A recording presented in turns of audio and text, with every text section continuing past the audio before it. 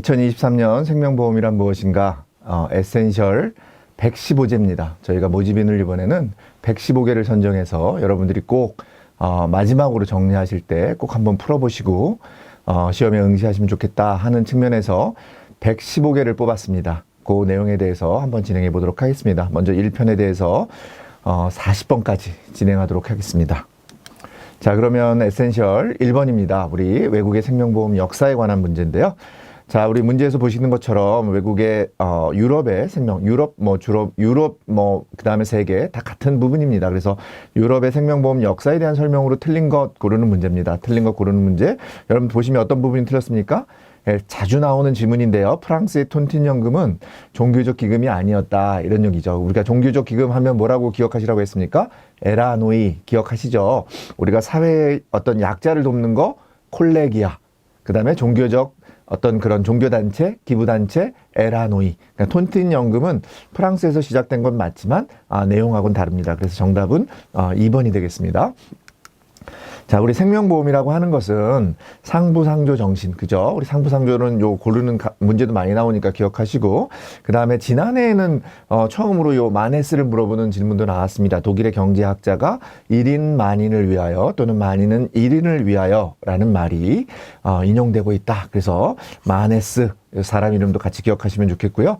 그 다음에 여기서 보여지는 것처럼 톤틴 연금은 사망률 이자 계산법에 의해서 근대적 생명보험, 그 다음에 특히나 어떤 종신연금하고 관련된 그런 내용으로 기여를 많이 했습니다. 자, 세계 최초의 근대적 생명보험회사는 에퀴타블 생명보험회사 1762년 영국. 연도까지는 기억 못하셔도 영국의 에퀴타블 생명보험회사다. 이 정도는 기억하시면 좋겠습니다. 자, 우리가 함정으로 기억하시는 거 콜레기아는 일종의 종교적 공제단체는 뭐라고 했습니까? 에라노이. 그래서 틀렸고요. 콜레기아는 이제 사회적인 어떤 그런 협동 공제조합이다 이렇게 보시면 되겠고, 미국은 1906년에 생명보험회사가 설립되었다 이 내용이 아니라 미국도 1812년에 우리가 펜실베니아 생명보험회사가 생겼는데요. 우리가 이제 연도까지는 기억 못하셔도 되겠습니다.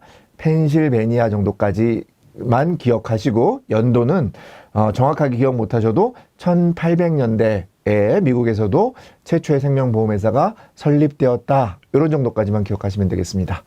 자, 이상으로 에센셜 1번을 마치도록 하겠습니다.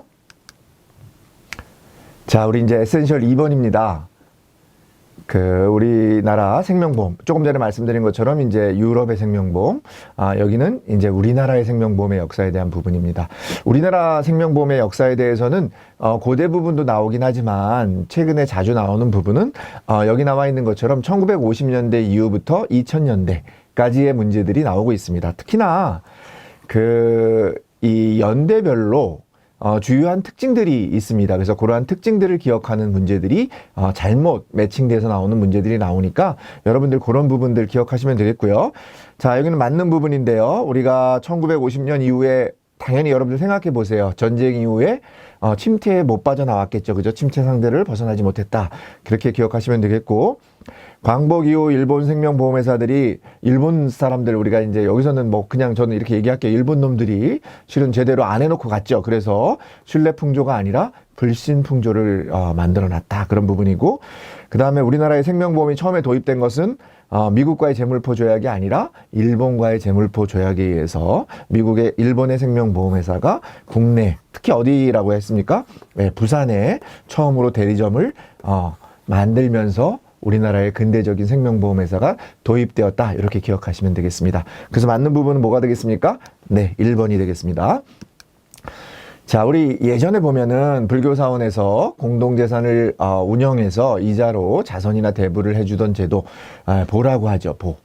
잘 듣지 못했는데 실은 보보다도 더 많이 나오는 시험 문제는 개죠. 개. 요즘까지도 계속 이어져 내려오는 어떤 서로 돈을 십시일반 내서 돈을 이제 모아서 일시금으로 받는 제도, 보험하고 비슷하죠. 그래서 그런 제도를 운영했던 부분이 개. 그래서 이 부분은 오늘날까지도 이어 내려오고 있다. 이런 정도 기억하시면 되겠고요. 자, 보험시장의 개방, 본격적인 경쟁 체제는 몇 년대입니까? 예, 1990년대. 시험 문제는 이 부분이 1980년대에도 나오고 1970년대에도 나오니까 여러분들이 그런 부분들 기억하시면 되겠습니다. 함정 부분으로 조금 전에 말씀드린 것처럼 일본의 테이크오크 생명이 국내에 대리점을 낸 곳은 서울 멀잖아요. 그죠? 일본하고 가까운 부산에 처음 대리점을 냈었다. 그 다음에 국민저축기관으로 단체보험이 크게 성장한 거, 단체보험 하면 몇 년대입니까? 70년대가 아니라 1960년대다. 여러분들 그렇게 기억하시면 되겠고요. 그 다음에 그 개인보험 위주. 개인보험 위주는 1971년 보험의 해로 선정을 하면서 1970년대 개인보험. 자, 우리가 기억하시면 되겠습니다. 1960년대는 단체보험, 1970년대는 개인보험, 그 다음에 1990년대는 본격적인 경쟁체제. 요 세 가지를 기억하시면 우리나라 생명보험의 역사에 대해서는 여러분들 틀림없이 정답을 고르실 수 있을 것 같습니다. 자, 이상 두 번째 에센셜을 마치도록 하겠습니다. 자, 세 번째 우리 에센셜입니다. 사회보험하고 민영보험에 대한 얘기인데, 우리가 이제 국가적으로 보장을 해주는 사회보험이 있고, 또 이러한 부분들 우리가 이제 국가에서 충분히 다 보장해주지 못하는 부분이 있기 때문에, 이런 부분에 대해서는 민영보험, 여러분들이 지금 모집인이 되려고 하는 그런 생명보험 회사들, 그런 민영보험에서 보장을 해줘야 되는 부분이죠.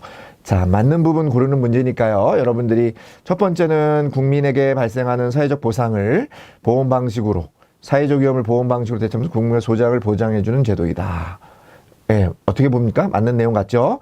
납입하는 보험료가 따라서 하는 게 아니라, 우리가 이제 보장 수준이라고 하는 것은 그 법의 어떤 그런 사회적 취지에 따라 되는 거지, 보험료에 따라서 이게 보장을 많이 해주는 것은 민영보험에 해당하는 내용이죠. 그죠? 그 다음에 민간에 의해 결정된다? 당연히 민영보험에 대한 얘기겠습니다.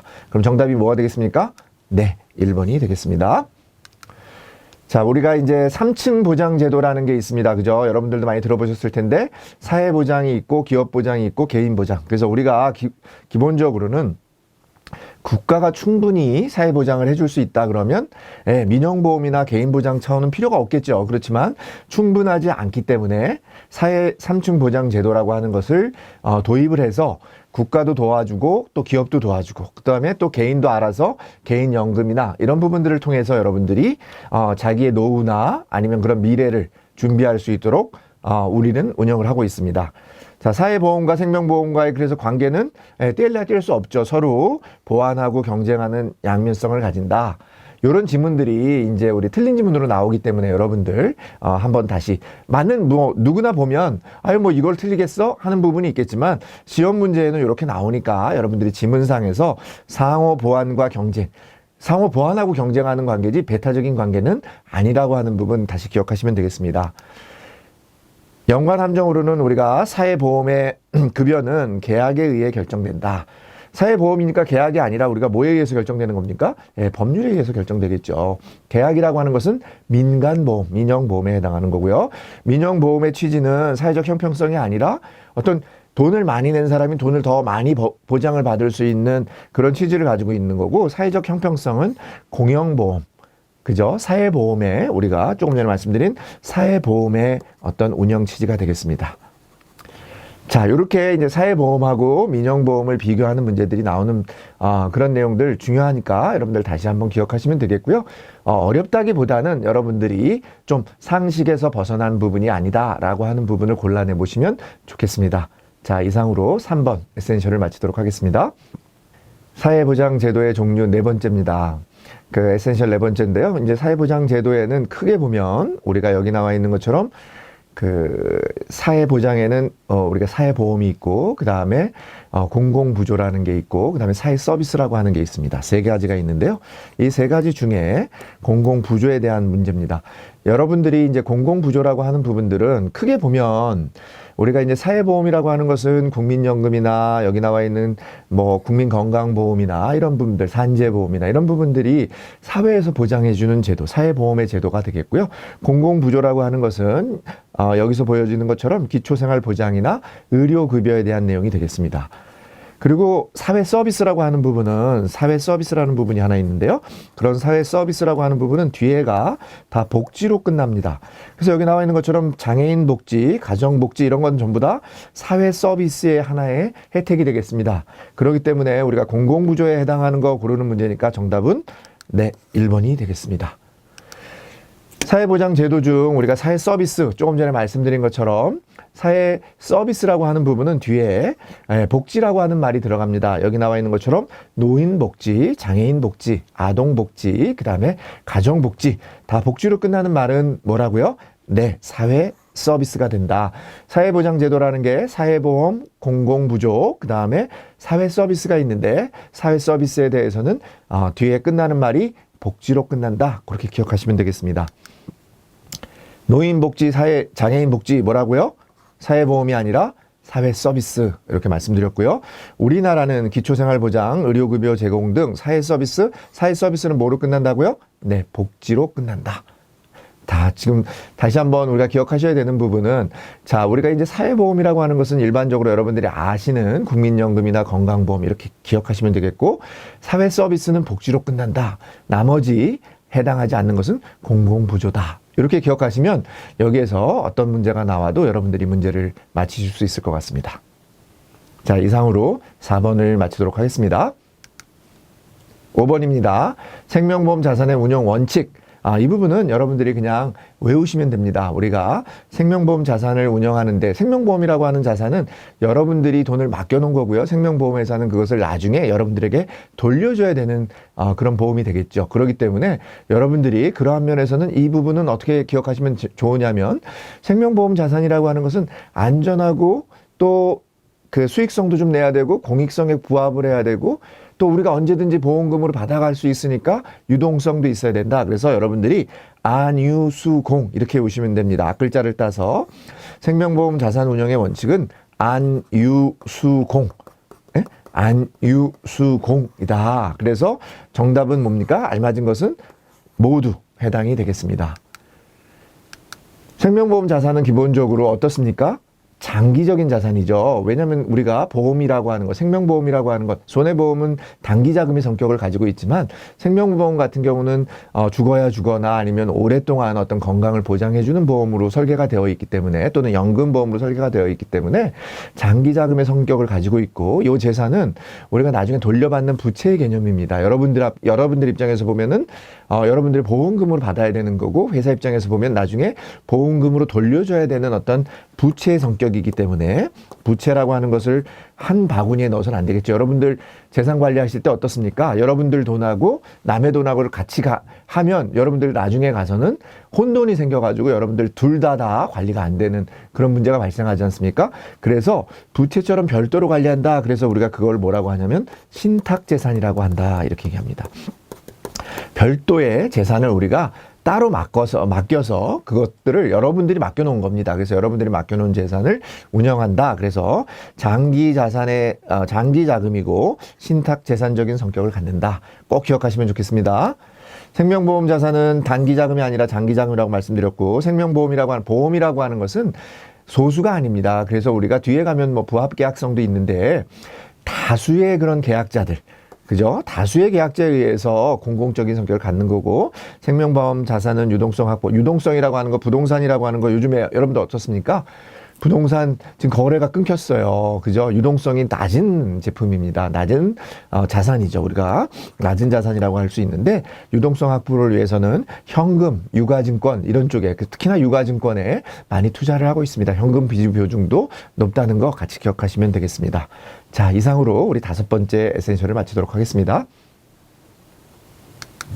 6번입니다. 우리 생명보험을 필요로 하는 사회적 배경에 대한 문제인데요. 우리 생명보험이 필요하다 하는 이유 제가 앞서서 말씀드렸어요. 왜 필요합니까? 충분히 사회에서 보장하지 못하고 있기 때문에 개별적으로라도 우리가 민간보험, 민영보험을 통해서 이런 부분들을 보장을 받아야 된다. 그렇게 말씀을 드렸어요. 기억하시죠? 해당하지 않는 거 뭐겠습니까? 충분한 사회보장 안 되는 거죠. 그 다음에 우리가 자기 책임주의가 되고, 우리가 예전에는 여러분들 세대면 그래도 우리가 부모님에 대해서도 부양의 책임이 있었는데, 지금 우리 자녀들 보시면 우리 도와줄 거라고 생각하십니까? 그죠? 이거 택도 없죠. 그죠? 그렇기 때문에 그런 입장에서 보면 자녀의 책임의식이 희박해지고 있다. 두터워지고 있다가 아니라 희박해지고 있다가 맞는 지문입니다. 그래서 충분한 사회보장이 되어 있지 않기 때문에 우리가 생명보험이 필요하다. 이렇게 기억하시면 되겠습니다. 그래서 정답은 2번이 되겠습니다.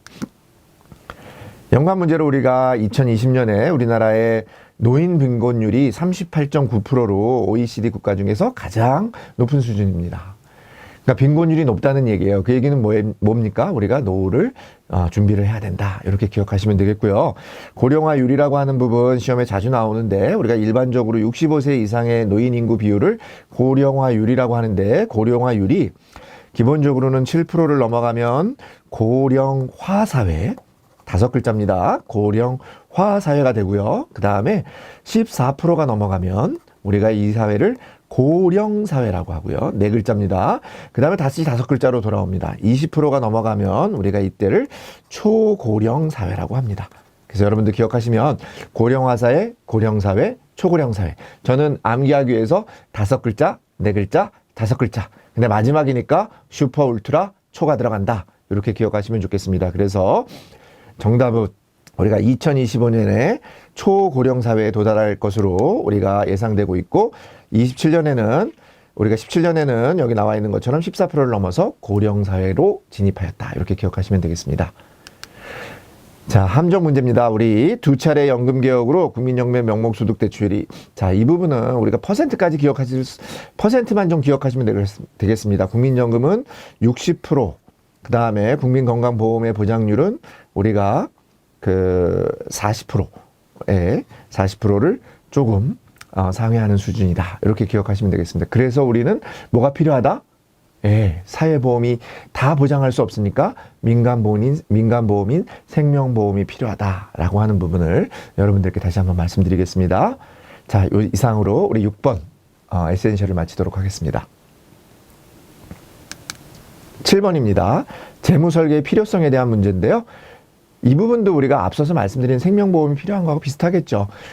재무설계라고 하는 부분 우리가 노후에 자금이 필요하니까 충분히 자금을 모아놓을 수 있는 기간이 됐을 때 우리가 그런 부분들을 자금을 잘 관리해야 된다라는 부분이에요. 자, 틀린 문제는 이렇게 이제 문제 한번 고를 수 있는데 우리가 이제 소득이라고 하는 거 잘 생각해 보세요. 소득이라고 하는 부분은 우리가 돈을 벌기 시작하는 것부터 쭉 올라가서 일정하게 돈을 못 버는 단계부터는 급격하게 떨어지죠. 그죠? 소득이라고 하는 건 그렇습니다. 근데 우리가 소비라고 하는 건 어떻습니까? 여러분 돈을 많이 번다고 밥을 4끼 먹고 5끼 먹는 건 아니니까 소비라고 하는 것은 상대적으로는 소비는 만만하게 계속 움직이죠. 그죠? 그렇기 때문에 우리가 소득이 떨어지는 이런 구간을 우리가 일반적으로는 크레바스라고 합니다. 우리가 이렇게 빙벽에서 어떤 그런 떨어지는 구간. 그런 부분들을 우리가 크레바스라고 얘기하지 않습니까? 그래서 크레바스, 소득의 어떤 그런 부분들이 절대적으로 부족한 부분들이 필요하기 때문에 우리가 연금보험이나 아니면 재무설계가 필요하다라고 하는 부분이 되겠습니다. 자, 그러면 맞는 것을 고르는 부분이니까 소비 지출의 흐름은 소득. 자, 소비 지출이 어떻다 그랬어요? 훨씬 완만하다. 그러니까 이게 맞는 지문이 되겠고요. 중년기에 우리가 소득, 우리가 40, 50대 소득이 가장 높죠. 그 다음에 떨어지는 겁니다.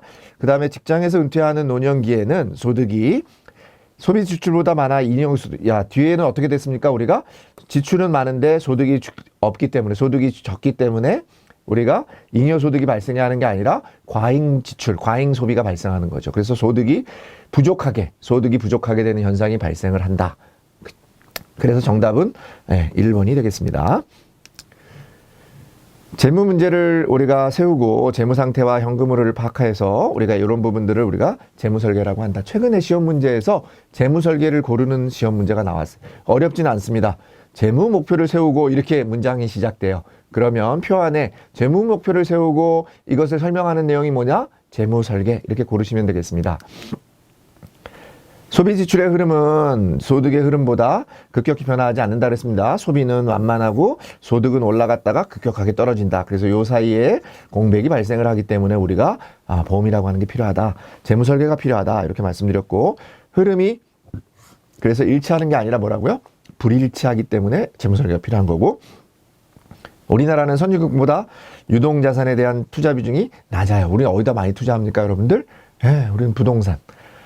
집이 없으면 안 된다고 생각하니까 다 부동산. 부동산이라고 하는 건 유동성이 떨어진다. 그래서 유동성 자산이 선진국에 비해서 낮지만 그렇지만 우리가 계속해서 높아지고 있다. 그죠? 우리 선진국처럼 경제 개념이 생기고 있기 때문에 어떤 그런 개념에서는 높아지고는 있지만 실제 투자 비중이 높은 편은 아니다라고 하는 부분 기억하시면서 7번 우리 에센셜을 마치도록 하겠습니다. 8번입니다. 우리 생명보험의 기본 원리에 대한 얘기입니다. 이제는 우리가 이제 생명보험이라고 하는 건 어떤 원리에 의해서 생명보험이라고 하는 게 주먹구구식으로 만들어진 게 아니라 과학적으로 만들어졌죠. 그래서 생명보험이라고 하는 것은 우리가 알고 있는 대수의 법칙, 그 다음에 수지상등의 법칙, 그 다음에 생명표에 의해서 과학적으로 산출해서 그 근거에 따라서 보험료를 걷고 여러분들한테 보험료를 받고 또 여러분들이 낸 보험료를 다시 여러분들이 나중에 사고에 의해서 보험금으로 돌려주는 그런 제도가 생명보험이 되겠습니다. 틀린 거 고르는 문제니까요. 우리가 여기서 어떤 부분이 틀렸습니까? 두 번째가 틀렸는데요. 우리가 기본적으로 보험회사의 지출 비용도 작지 않기 때문에 이 부분이 우리가 수지상등의 원칙에 따라서는 감안하지 않고 포함됩니다. 지출 비용도 포함한다. 이런 정도 기억하시고 대수의 법칙과 우리 수지상등의 원칙은 기본 원리고요. 그 다음에 조금 전에 말씀드린 것처럼 여러분들이 낸 보험료와 여러분들이 나중에 받아가는 보험금이 일치하는 수준에서 보험료를 산출하게 되어 있습니다. 그렇게 과학적으로 만들어졌다. 다시 한번 기억하시면 되겠고요. 생명보험의 세 가지 원리 조금 전에 말씀드렸습니다. 대수의 법칙, 수지상승의 법칙, 그 다음에 사망률과 생명표 우리가 그래서 생명표 같은 경우는 경험 생명표를 사용하고 있습니다.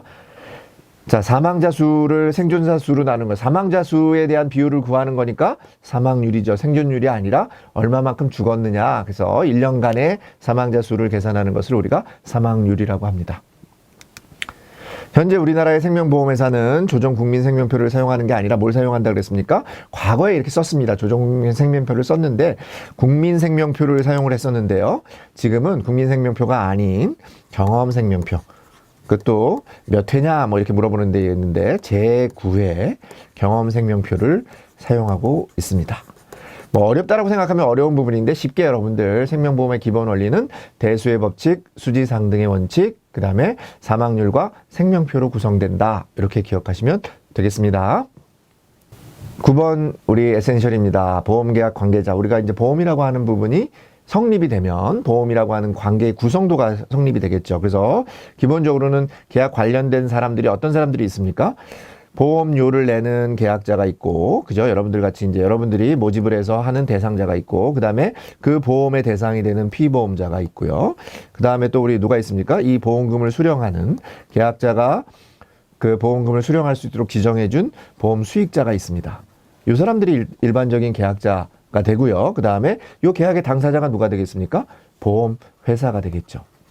그죠? 그래서 보험회사는 우리가 다른 말로는 보험자라고도 표현하니까 같이 기억하시면 되겠고, 요 네 가지가 실은 대표적인 보험 계약 관계자가 되겠습니다. 그럼 우리가 보험 사업을 영위할 수 있도록 허가를 해주는 금융위원회라는 게 있는데, 금융위원회라는 게 있는데 이것은 우리가 계약 관계자에는 해당하지 않습니다. 아시겠죠? 그럼 여기서 틀린 거 고르는 문제니까 제가 조금 전에 말씀드린 1번이죠. 그죠? 생명보험협회의 사업 허가를 얻어야 되는 것도 아니고, 실은 이 지문도 틀렸어요. 사업을 영위하기 위해서는 금융위원회의 사업 허가를 얻어야 되는데, 실은 우리가 계약 관계자에는 금융위원회는 해당하지 않는다. 같이 기억하시면 되겠습니다. 타인을 피보험자라는 사망보험의 경우 반드시 그 타인의 서면 동의를 받으셔야 됩니다. 여러분들 구두 동의 받으시면 안 되고요. 구두 동의는 여러분들 나중에 책임을 못 지잖아요. 그죠? 그렇기 때문에 안 되고 반드시 서면 동의를 받으셔야 되고 전자서명, 공인 전자서명까지는 가능하다라는 부분이고, 보험회사가 사업을 영위하기 위해서는 사전에 어디에 허가를 받아요? 우리가 인허가 뭐 이런 부분들 사업의 어떤 그런 사업, 허가 이런 건 전부 다 금융위원회입니다. 네? 금융위원회. 그러니까 여러분들 같이 기억하시면 되겠습니다.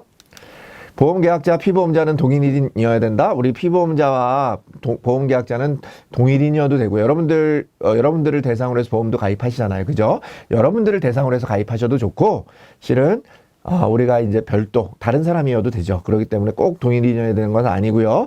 보험 수익자는 보험회사로부터 받은 게 아니라 보험계약자가 나는 우리 엄마한테 돈을 줘야 되겠다. 그래서 내가 보험계약자가 보험 수익자를 지정하는 거니까 보험회사가 틀린 지문이 되겠고요. 자, 보험계약 관계자는 사업의 영위를 하는 사업을 허락해주는 이런 승인해주는 자도 해당한다? 아니다. 그렇게 말씀드렸습니다. 금융위원회는 보험계약 관계자에 해당하지 않는다. 자, 다시 한번 정리해보면 보험계약 관계자라고 하는 것은 보험계약자, 그 다음에 피보험자, 그 다음에 보험 수익자가 있고 그 다음에 이런 부분들을 상대하는 보험회사, 우리는 일명 보험자가 있다라는 부분이고, 금융위원회, 허가를 내주는 금융위원회는 계약관계자가 아니다라는 부분 꼭 기억하시면 좋겠습니다. 자, 이상으로 9번 에센셜을 마치도록 하겠습니다. 10번입니다. 우리 10번 생명보험 계약의 내용에 대한 부분인데요. 우리가 이제 생명보험 계약 내용이라고 하는 건 이제 약관에 정해진 내용들이 되겠는데요. 이 중에서 이제 보험료에 대한 문제가 지금 나왔습니다. 그래서 보험료에 대한 부분인데, 일시납 보험료가 우리가 연납으로 납입할 경우보다 적은 이유에 대해서 물어보는 시험 문제입니다. 우리가 이제 돈을 한 번에 내면 그 돈을 가지고 보험회사는 이자를 굴릴 수 있죠. 보험료를 굴려서 이자를 받기 때문에 우리가 연납으로 나누어서 내는 연납이나 아니면 월납이나 이런 거에 비해서 일시납으로 냈을 때 보험료가 저렴한 이유가 되겠습니다. 그래서 이유에 해당하는 거니까 이자가 발생한다. 일시납 그러면 이자 이렇게 기억하시면 될 것 같습니다. 여러분들 다르게 기억하지 마시고 그냥 일시납 그러면 이자 이렇게 기억하시면서 여러분들 보시면 되겠습니다.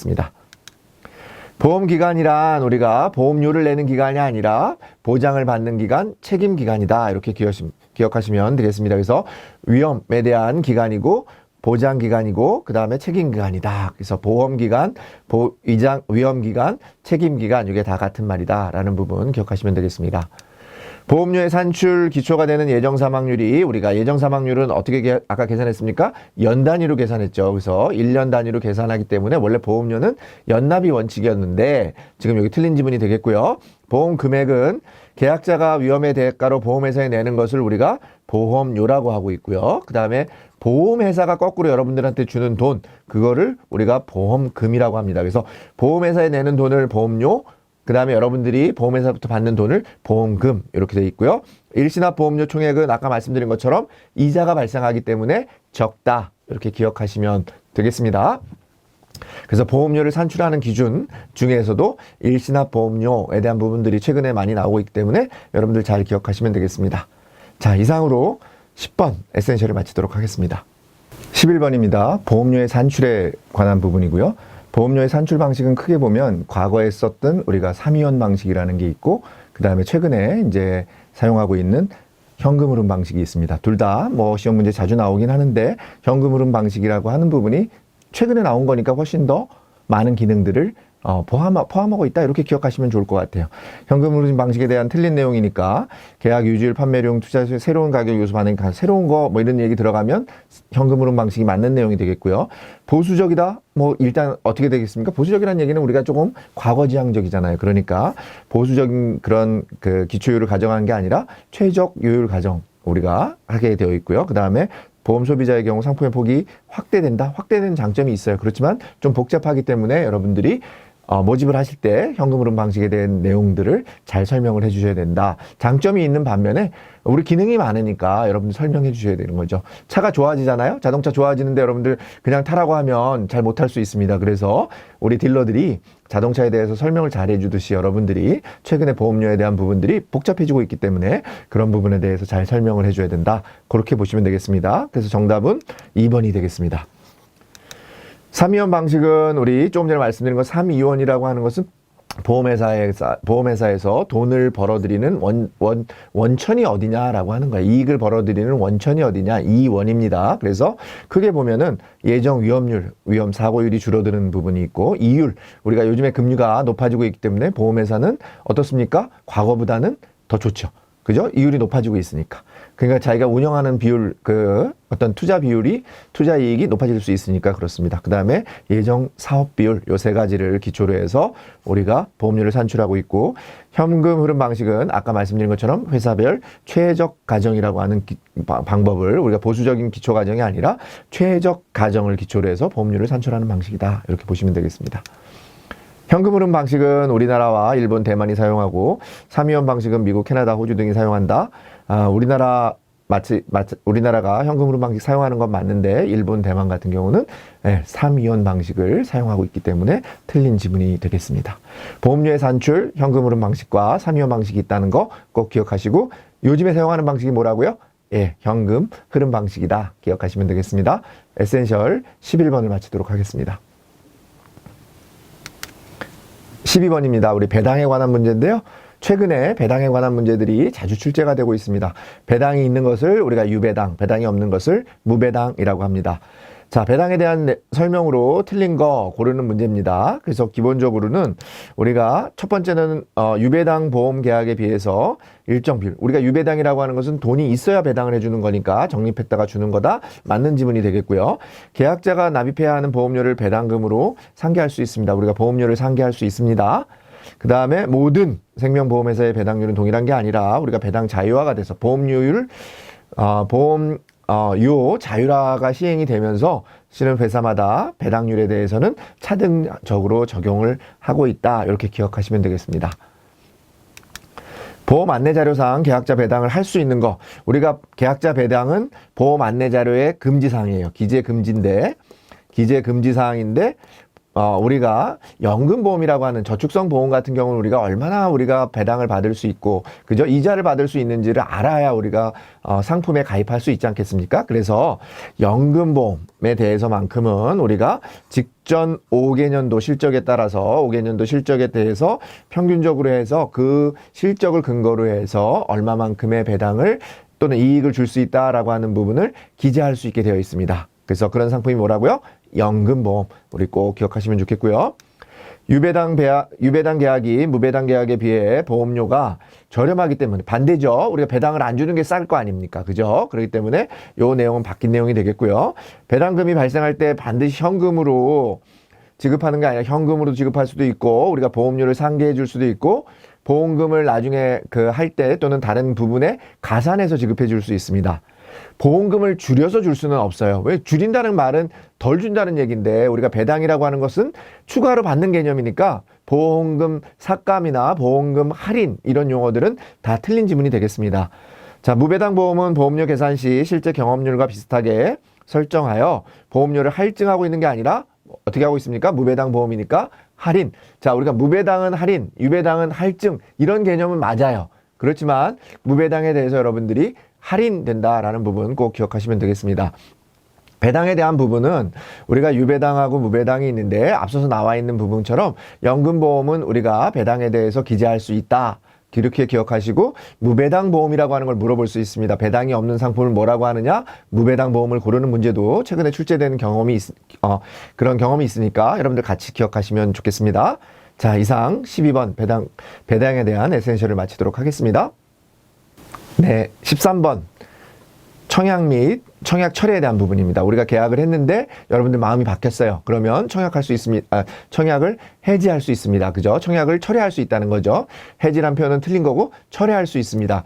그러면 여러분들은 보험회사는 왜 철회하냐 물어보지 않고 여러분들한테 무조건 그 이유에 관계없이 여러분들이 철회할 수 있어요. 물론 철회할 수 없는 그런 계약도 있지만 그런 경우는 여러분들이 크게 적습니다. 보험 계약을 철회할 수 없는 보험은 보험 기간이 90일 이내인 계약이라든지 아니면 전문 보험 계약자가 계약한 체결이라든지 이런 것처럼 여러분들하고 관계없고, 여러분들이 청약을 받은 거는 아쉽게도 보험 계약자는 언제든지 청약을 철회할 수 있다.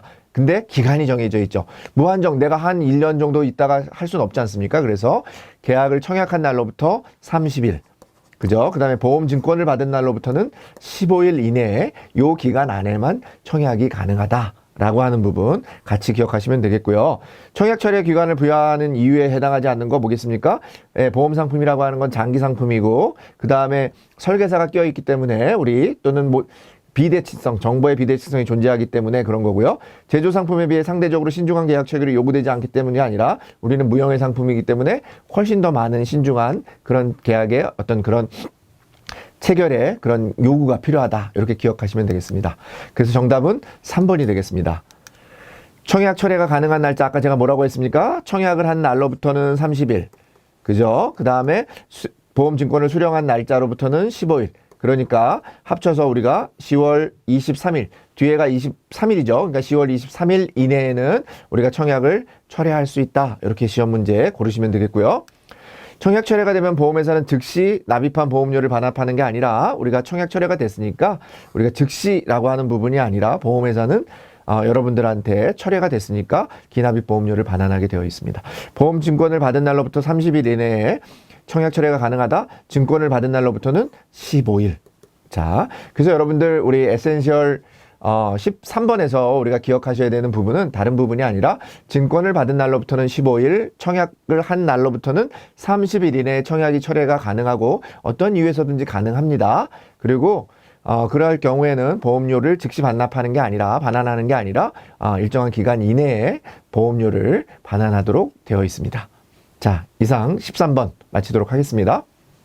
14번 청약의 승낙, 거절 및 효력에 대한 부분입니다. 우리가 청약이라고 하는 것, 보험계약이라고 하는 것은 우리가 증권을 꼭 받아야만 성립되는 게 아니라 여러분들이 나 보험 가입하겠습니다. 그래서 상대방인 보험회사가 그 내용에 대해서 승낙을 하게 되면 보험계약은 성립이 되는 겁니다. 꼭 증권을 받아야 된다, 뭐 보험료를 내야 된다, 그런 것들이 어떤 보험계약의 성립의 요소가 되지는 않는다. 결정적인 요소가 되지 않는다. 반드시 보험회사가 성립하기 위해서는, 성립이라고 하는 것은 우리가 여러분들이 어떤 보험계약자가 청약을 하고 그거에 대해서 보험회사가 승낙이라고 하는 것으로 응답하면 요 청약과 승낙의 과정만 있으면 계약은 성립한다라는 부분 꼭 기억하시면 좋겠습니다.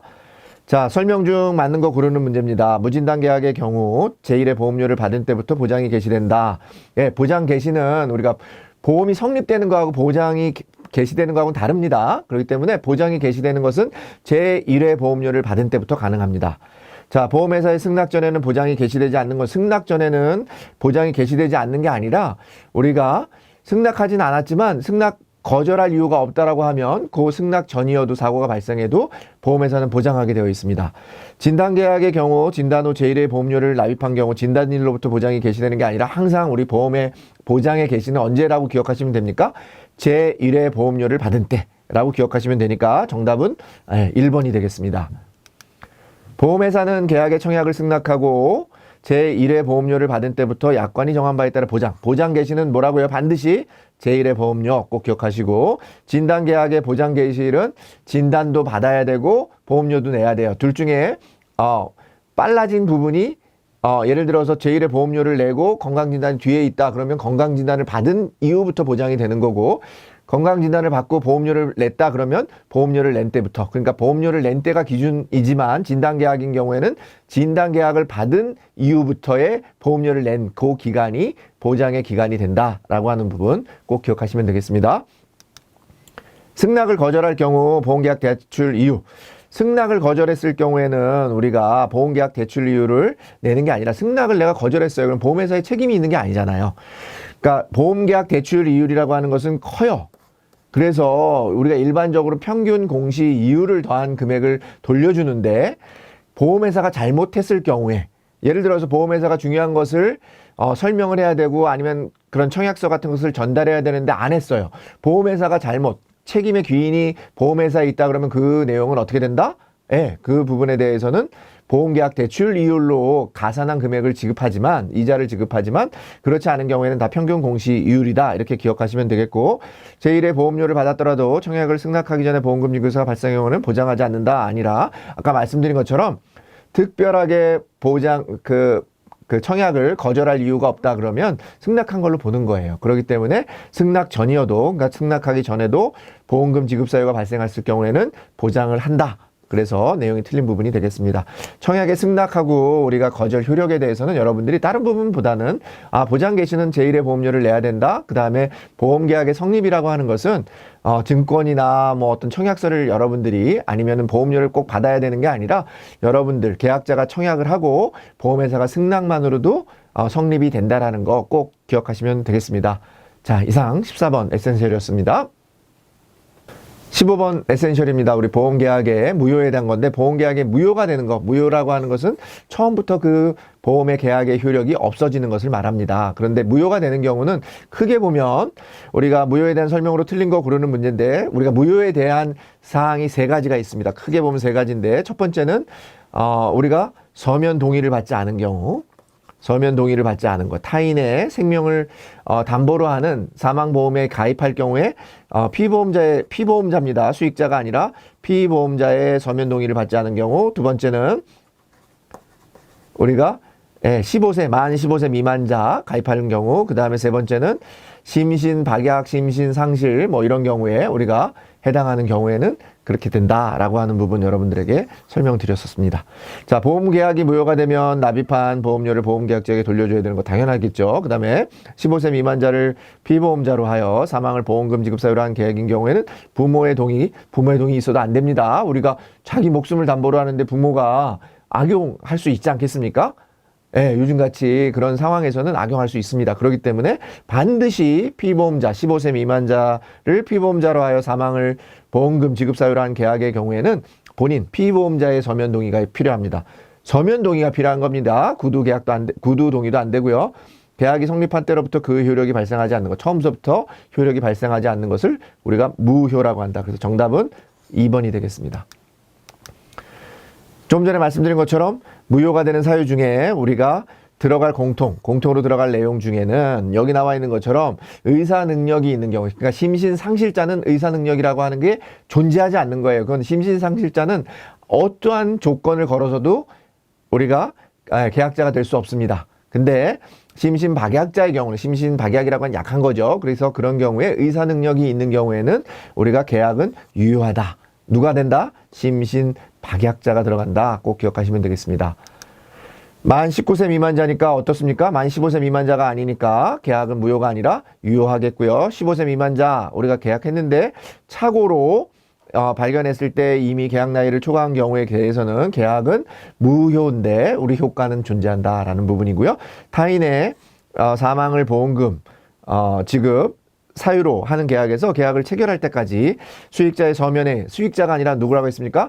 제일 중요한 것은 자기를 대상으로 한, 그죠? 보험 대상이 되는, 그걸 누구라고 합니까? 피보험자라고 했습니다. 그래서 피보험자의 서면의 동의를 얻지 않은 계약은 무효가 된다. 꼭 기억하시면 좋을 것 같습니다. 그래서 계약에 무효가 되는 사유 3가지 기억하시면서 우리 심신박약자 함께 같이 기억하시면 좋겠습니다. 자, 이상 15번 마치도록 하겠습니다. 16번입니다. 우리 보험약관의 교부 설명. 여러분들이 이제 청약을 했어요. 그래서 우리가 이제 계약이 성립이 되고 나면 보험의 약관, 보험증권이라고 하는 부분을 약관 설명하면서 여러분들한테 이제 교부를 하고 설명을 해야 돼요. 이런 것을 안 했을 경우에 여러분들은 못 받았다. 그러면 여러분들은 계약을 해지하는 게 아니라 그때는 계약을 취소할 수 있습니다. 취소할 수 있습니다. 중요한 거는 우리가 계약이 어떤 중요한 3대 지키기라고 하는데 우리가 청약서를 하고 뭐 부본을 전달하고 중요한 내용을 설명하지 않았을 경우에는 우리가 계약자는 3개월 이내에 계약을 취소할 수 있습니다. 뒷부분에 나오니까 다시 한번 보도록 하고요. 약관에 대한 설명으로 틀린 거 고르는 문제입니다. 약관의 교부 및 설명 의무를 위반한 경우 계약자는 계약이 성립한 날로부터 취소할 수 있는 기간이 뭐라고요? 3개월 이내. 그러니까 틀린 지문이 되겠죠. 그 내용은, 중요한 내용이라고 하는 설명 내용은 당연히 상품에 따라 다를 거고요. 그 다음에 우리가 일반적으로 너무 공통적으로 안 해도 될 부분이라고 하는 부분에 대해서는 설명하지 않아도 된다. 이렇게 기억하시면 되겠습니다. 보험계약자 청약 시에 우리가 이제 마찬가지로 취소를 하는 경우는 누가 잘못한 겁니까? 회사가 잘못했습니다. 회사가 잘못하면 뭐라고 했습니까? 아까 평균 공시이율로 더한 게 아니라 보험계약 대출 이율로 더한 이자를 더해서 반환하도록 되어 있습니다. 자, 우리 계약 전 알릴 의무 통지 의무는 보험회사의 주요 의무다. 자, 계약 전 알릴 의무 통지 의무는 누구의 의무입니까? 회사의 의무가 아니라 계약자의 중요한 의무죠. 그죠? 그래서 우리가 앞서서 말씀드린 것처럼 보험회사가 3대 지키기를 위반했을 때는 취소의 사유가 되지만 보험계약자가 고지나 통지 의무를 위반했을 경우에는 해지의 사유가 된다. 함께 기억하시면 되겠습니다. 자, 이상 16번 에센셜이었습니다. 17번 사망의 추정 제도 및 장애 등의 정의에 대한 부분입니다. 우리가 이제 보험금이 발생을 하기 위해서는 사망, 예를 들어서 생명보험 같은 경우는 사망을 해야 되는데 사망이라고 하는 부분을 확실하게 알 수 없는 상황이 발생할 수 있죠. 일반 실종일 수도 있고 또는 특별 실종이 있을 수도 있고, 그죠? 여러 가지 상황에 따라서 우리가 죽었는지 살았는지를 확인할 수 없는 경우에 대한 부분이 되겠습니다. 그래서 우리가 이제 특별하게 그래도 적어도 일반 우리가 부재자의 생사가 몇 년 동안 5년간 3년이 아니라 5년간 분명하지 않을 경우에는, 법원이 인정하는 경우에는 우리가 사망한 경우로 본다. 그걸 우리가 일반 사망이라고 합니다. 그 다음에 여기 나와 있는 것처럼 항공기 추락사고 실종한 거죠. 특별 실종에 의해서 1년간 생사되지 않을 때는 실종 선고를 할 수도 있고, 그 다음에 수해를 인해서 사망한 경우, 우리가 뭐 물에 떠내려가서 사람이 어떻게 됐는지 모르는 경우에 대해서는 조사한 관공서가 확인을 해가지고 지체 없이 사망자의 그 사망지에 시읍면 장에게 통보해서 우리가 사망을 인정하는 그런 부분도 있습니다. 인정사망제도가 있기 때문에. 그래서 여기는 해당하지 않는 거, 예, 문제는 좀 어려워 보이지만 숫자적으로는 3년, 5년이 틀린 부분이니까 여러분들 그런 부분으로 골라내시면 되겠습니다. 자, 우리 이제 보시면 그 상해 또는 질병에 대해서 치유된 후에 영구적인 정신, 육체 훼손의 기능 상실 상태를 우리가 장애라고 하는데, 장애라고 하는 문제를 고르는 문제가 많이 나오는데, 장애라고 하는 것은 꼭 육체적인 장애만을 얘기하는 게 아니라 정신적인 장애도 포함된다. 그 정도 기억하시면 되겠고, 우리가 한시적으로 5년간 20% 장애 지급률의 20%를 장애 지급률로 정한다라고 하는 한시 2라고 하는 게 있습니다. 그래서 한시적으로 장애에 대하여는, 한시적인 장애에서 대해서는 우리가 5년 이상 장애 지급률이 20%에 해당하는 경우에는 장애 지급률의 20%를 장애 지급률로 해서 우리가 지급한다라고 하는 부분 같이 기억하시면 되겠습니다. 자, 행방불명 사망보험금 지급 사유에 해당한다? 행방불명이 아니라 우리 아까 뭐였습니까? 뭐 일반 사망이라든지 아니면 일반 실종이라든지 뭐 그런 특별 실종이라든지 부분이 되고요. 행방불명은 해당하는 게 아닙니다. 행방불명은 사망보험금 지급 사유에 해당하지 않습니다. 찾아야죠. 행방불명은 우리가 이제 행방불명이 5년간 우리가 알 수 없으면 그때 이제 법원이 여러분들이 신청해서 법원이 부재했다라고 어디 알 수가 없다 그러면은 우리가 이제 그때 가서는 일반 실종의 제도가 돼서 사망으로 인정해주는 제도를 적용받는 거지, 행방불명이 됐다 그래서 무조건 지급 사유에 우리가 해당되는 것은 아닙니다. 장애는 질병과 부상의 합병 증상, 그 다음 가서 일시적으로 나타난 증상이 아니라 계속적으로, 영구적으로 나타나는 증상을 우리가 뭐라고 한다? 장애라고 한다.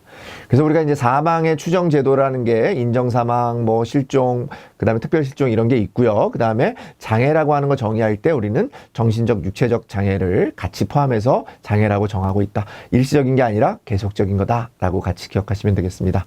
자, 17번 에센셜이었습니다.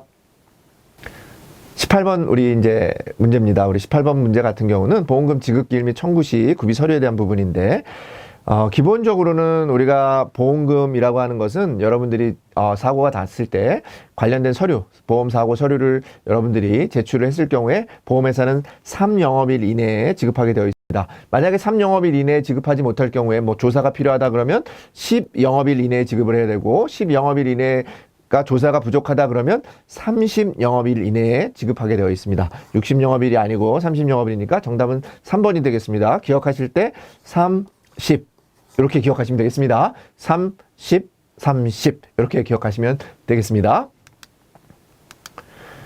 부당한 보험금 지급 등을 예방하기 위해서 약관에서는 보험회사의 조사권, 그죠? 조사권을 줘야죠. 여러분들이 혹시나 사기 그런 위험이 발생할 수 있으니까 조사권을 주고, 계약자는 여러분들이 협조하도록 되어 있다.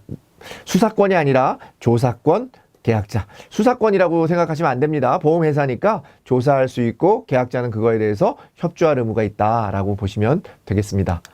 보험금 청구와 관련해서는 3영업일 이내에 지급해야 되고, 수사기관의 조사, 우리가 조금 전에 말씀드린 것처럼 조사할 수 있으면 날짜를 정하는데 조사할 수 없는 그런 수사라든지 거 언제 끝날지 모르니까 영업기일을 지정하지 않습니다. 그 다음에 마찬가지로 분쟁 조정 신청이 발생을 했어요. 그래서 이 조정 신청이라고 하는 부분이 빨리 끝나면 끝날수록 좋겠지만 이러한 부분들도 언제 끝날지 모르니까 날짜를 보험금 지급 기일을 지정하고 있지 않다. 그러니까 수사라든지 분쟁이라든지 이런 것들이 해외에서 발생한 그런 사고의 경우에는 우리가 보험금 지급 기일을 정하고 있지 않다. 라고 기억하시면 되겠습니다. 그냥 우리가 지급기일 같은 경우에는 3영업일 이내, 그 다음에 조사가 필요하면 10영업일 이내, 그거보다 더 조사가 필요하면 30영업일 이내, 그 이상은 우리가 수사의 사건이나 뭐 이런 것들이 발생했을 경우에는 지급기일을 지정하지 않는다. 같이 기억하시면 되겠습니다. 18번이었습니다. 19번입니다. 우리가 보험금을 지급하지 않는 사유. 그죠? 보험금이라고 하는 게 보험 계약자가 사기치고 그래서 보험을 가입하면 안 되겠죠. 그래서 우리가 고의로 계약자든 피보험자든 수익자가 고의로 우리가 뭔가를 사고를 내면 안 됩니다. 그래서 여기 나와 있는 것처럼 고의로 낸 사람에 대해서만 보장하지 않는 거예요. 그러니까 수익자가 2명인데 2명 중에 한 사람이 고의가 없으면 그 사람에 대해서는 보험금을 받을 수 있어야 되겠죠. 그 사람이 보험금을 못 받으면 불이익이 발생하는 거 아니겠습니까? 그러니까 병이 우리 보험금을 지급받을 수 있는 경우는 뭐겠습니까? 정이라고 하는 놈이 고의로 사고를 낸 경우에는 병은 받을 수 있겠죠. 그래서 보험 수익자 정이 고의로 피보험자 갑을 해친 경우에 대해서는 병에 대해서는 그 정이 낸 그런 지분만큼을 빼고 병이 받을 수 있는 부분에 대해서는 보험금을 수령할 수 있다. 이렇게 보시면 되겠습니다. 계약의 보장 개시일로부터 2년이 지난 후에 자살은 우리가 생명보험에서 손해보험에서 보장해주지 않아요. 그렇지만 생명보험에서는 2년이 지난 경우에 자살한 경우에 대해서는 보험금을 지급한다. 이렇게 되어 있습니다. 2년 같이 기억하시면, 그럼 2년 이내에 자살하면은 보험금을 지급하지 않겠죠. 같이 기억하시면 되겠습니다. 자유로운 의사결정을 할 수 없는 상태에서 자신을 해친 경우 보험금을 지급하지 않는다. 조금 전에 말씀드린 것처럼 자유로운 의사결정을 할 수 없는 상태니까 우리가 자신을 해친 경우에는 고의성이 없는 거죠. 그렇기 때문에 보험금을 당연히 지급하고요. 수익자가 2명인 경우 1명의 보험 수익자가 고의로 해친 다른 보험자, 아까 우리가 병정 얘기했을 때 병이 고의로 피보험자를 사고를 내게 하면 정은 어떻게 될 수 있다? 보험금을 받을 수 있다? 지급받을 수 있다. 이렇게 보시면 되겠습니다. 그래서 보험금을 지급하지 않는 경우는 고의하고 관련이 있다라고만 보시면 됩니다. 근데 고의가 없는 경우에는 보험금을 지급받을 수 있다. 이렇게 기억하시면 되겠습니다. 자, 이상 에센셜 19번이었습니다. 20번 에센셜입니다. 우리 계약 전 알릴 의무 뭐라고 합니까? 고지 의무라고 하죠. 그래서 고지 의무를 위반했을 경우에는 같은 지자 돌림에 해지를 하거나 아니면 보험 금액을 감액 같은 보험 금액의 어떤 조정을 할 수 있다. 이렇게 보시면 되겠는데 맞는 거 고르는 문제입니다. 그래서 회사가 계약 당시에 계약 전 알릴 의무 사실을 알고 있었던 경우에는 그 위반 사실을 이유로 해지할 수 없죠. 그죠? 알고 있었으니까. 지가 알고 있었는데 해지 안 한 거니까 그거에 대해서는 계약자에게 불이익을 줄 수 없겠죠. 그 다음에 계약 전 알릴 의무 위반을 이유로 계약을 해지했을 경우에는 기나 및 보험료를 우리가 지급하는 게 아니라 해지했으니까 해지 환급금을 지급하겠죠. 그 다음에 우리가 계약 전 알릴 의무 위반을 제한했을 때는 보험료, 보험 가입 등에 조정될 수 있다. 그죠? 아까 해지할 수 있고 보험료나 보험 가입 금액 등을 조정할 수 있다. 그랬으니까 맞는 내용이니까 3번이 되겠습니다. 계약 전 알릴 의무 의무자는 누굽니까? 계약 전 알릴 의무는 보험 계약자와 피보험자 또 그 계약자, 계약자 피보험자의 대리인이 되겠고요. 계약 전 알려야 할 사항은 중요한 사항입니다. 근데 대개는 일반적인 그런 실무에서는 청약서에 어떤 우리가 거기에 예시표를 줍니다. 그래서 질문표를 주기 때문에 여러분들이 할 수 없지만 그래도 여기에는 현재뿐만 아니라 과거의 질병, 여러분들이 운전하는 여부 이런 부분들이 중요한 내용들이 되기 때문에 그런 부분들은 알려야 된다. 이렇게 보시면 되겠습니다. 자, 1회 보험료는 계약의 성립이 완료된 이후 2회 보험료 함께 내야 된다. 2회 보험료 함께 되는 게 아니라 성립이 되면 1회 보험료 내셔야죠. 그래야 보장이 개시되는 거고 회사는 계약자 또는 피보험자 고의 또는 중대한 과실로 중요한 사항에 대해서 사실과 다른 경우 계약을 무효로 할 수 있는 게 아까 뭐라고 했습니까? 지자 돌림에 해지할 수 있거나 아니면 금액 같은 것들을 제한할 수 있다. 이런 정도로 기억하시면 되겠습니다. 계약 전 알릴 의무, 고지 의무는 중요한데 내용상으로는 제가 조금 전에 말씀드린 그런 부분들 중심으로 여러분들 살펴보시면 되겠습니다. 이상으로 우리 에센셜 20번을 마치도록 하겠습니다. 에센셜 21번입니다. 보험료 납입 최고. 우리가 이제 보험료를 여러분들이 사정이 생겨서 보험료를 낼 수 없는 경우가 발생하지 않습니까? 그럴 때 바로 보험료 안 냈다고 여러분들 계약이 해지되는 게 아니라 일정한 기간을 여러분들한테 계약자를 위해서 주는 기간, 그거를 우리가 납입 최고 기간이라고 합니다. 통상적으로는 14일을 주고 14일 이내에 여러분들이 내지 않았을 경우에는 그 다음날 우리가 낸 그날 우리가 계약이 해지되는 게 아니라 플러스 1일을 줘서 그 다음날 그 계약을 해지시키는 제도를 운영한다. 그걸 우리가 납입 최고 기간이다. 이렇게 설명을 했습니다. 납입 최고에 대한 설명과 다른 거 고르는 문제입니다. 보험회사는 14일을 주고 만약에 1년 미만인 경우는 7일 준다. 맞는 내용이고요. 납입 최고 기간이 끝나는 날에 계약이 해지된다는 내용이 아니라 뭐라고 얘기했습니까? 끝나는 날 플러스 1일 다음 날이니까 다른 것은 2번이 되겠고요. 보험회사가 전자문서를 안내하고자 할 경우에는 전자문서를 송신해야 된다. 동의를 얻어서 수신 확인 조건. 그냥 무조건 보냈으니까 책임이 면하되는 게 아니라 어떻게 된다? 수신 확인이 되어서 그죠? 나중에 문자 우리가 메일을 보냈을 때 수신 확인이 되었으면 송신한 것으로 본다라고 하는 그런 제도를 운영하고 있습니다. 납입 최고 독초 기간 납입하지 않은 경우 납입 최고 기간이 끝나는 날의 다음 날입니다. 끝나는 날이 아니라 끝나는 날 플러스 1일. 그리고 해지 환급금을 줍니다. 해지했으니까. 그죠? 해지 환급금을 돌려주고 그 해지에 따라서는 조금 전에 말씀드린 것처럼 해지는 보험회사 책임이 아니기 때문에 뭐 공시율에 1%를 더한다거나 공시율로 더한 이자를 지급해서 여러분들한테 납입 해지 해약환급금과 해지 환급금과 함께 여러분들에게 지급해주는 제도를 운영하고 있다. 이렇게 보시면 되겠습니다. 납입 최고는 보험 계약자와 수익자가 다른 경우에 계약자에게만 통보하면 된다. 그게 아니라 수익자에게도 통보를 해줘야 됩니다. 왜냐하면 수익자가 보험금을 받기로 되어 있는데 해지가 되면 안 되잖아요. 그죠? 나 보험 가입해가지고 나 돈 받을 줄 알고 있는데 계약자가 자기가 임의로 해지할 수는 없겠죠. 그래서 같이 통보를 해줘야 되고 전자문서 안내에는 계약자의 수신 여부와 관계없이 수신 여부에 관계없는 게 아니라 당연히 수신에 대한 부분을 포함해서 안내를 해야 그 부분이 지나간 경우에 수신 여부를 확인했기 때문에 수신한 걸로 보는 거죠. 그러니까 여러분들은 송신한 것을 보는 거고 회사는 납입 최고에 대한 전자문서를 계약자가 수신하지 않은 경우 다시 송신하지 않아도 되는 게 아니라 똑같은 절차를 밟으셔야 돼요. 여러분들 우편 수령 안 했는데 여러분들 우편 수령 했다고 나 뭐 보냈으니까 나 책임 없어요. 이렇게 할 수가 없는 거하고 똑같다라는 부분 여러분들 기억하시면 되겠습니다. 보험료 납입 최고 기간 14일. 그죠? 그 다음에 납입 최고 기간 중에 끝나는 날, 다음 날 하루 플러스 1일 뒤에 계약을 해지할 수 있다. 기억하시면서 21번 마치도록 하겠습니다. 22번 통지 의무. 우리가 앞서서 말씀드린 것처럼 계약 전 알릴 의무를 고지 의무라고 하고 내가 이제 보험을 가입한 후에 어떤 상황이 발생을 했어요. 위험도가 높아진 거겠죠. 위험이 높아졌을 때 그것을 알리는 것을 우리가 통지 의무. 그죠? 뭐 여러분들이 뭐 주소가 바뀐 거 위험도가 높아진 건 아니지만 보험회사 입장에서 보면 보험금을 지급해야 되고 하는 확인 절차가 필요하기 때문에 그런 부분들에 대해서도 알려야 된다. 그런 정도 기억하시면 되겠고 통지 의무도 마찬가지로 지자 돌리기 때문에 만약에 통지 의무를 위반했을 경우에는 보험회사는 계약을 해지할 수 있다. 이렇게 같이 기억하시면 되겠습니다. 틀린 것에 대한 부분이니까 계약자 또는 피보험자나 보험수익자는 보험금 취소가 발생할 때 보험회사에 알려야 됩니다. 계약자 또는 보험 수익자는 주소 또는 연락처가 변경된 경우 즉시 보험회사에 알려야 되고요. 계약자 등이 주소 변경 통지를 하지 않았을 경우 보험회사의 보험금 지급 책임이 면제된다. 자, 우리가 조금 전에 말씀드렸어요. 이런 통지 의무를 위반했다고 해서 보험금을 안 주면 그게 날강도죠. 보험회사가 무슨 그죠? 날강도 아닙니까? 내가 보험료 다 냈는데 통지 안 했다고 해서 보험금을 안 주는 게 아니라 보험금 지급 책임이 면제되는 게 아니라 말씀드린 것처럼 보험회사는 해지할 수 있으니까 해지환급금 같은 경우를 지급할 수 있는 거죠. 그래서 면제되는 부분은 아니다. 이렇게 보시면 되겠고요. 계약자 또는 피보험자나 보험 수익자는 약관에서 정한 보험금 지급사유가 발생했을 때 이를 보험회사에 지체 없이, 그죠? 어떤 기간 없이 내가 어떤 사정이 발생을 했어요. 내가 지금 되게 위험해졌어요? 알려줘야 보험회사는 그거에 대해서 알고 보험료를 좀 높이거나 아니면 어떤 보험 금액을 감액해서 줄 수 있는 그런 조정들을 할 수 있다라고 하는 부분입니다. 그래서 지체 없이 우리 안내를 해야 된다. 지체 없이 즉시 이런 문제들이 정답으로 나오는 그런 예문들이 많지는 않으니까 여러분들 그런 경우에는 그냥 같이 기억하시면 좋을 것 같습니다.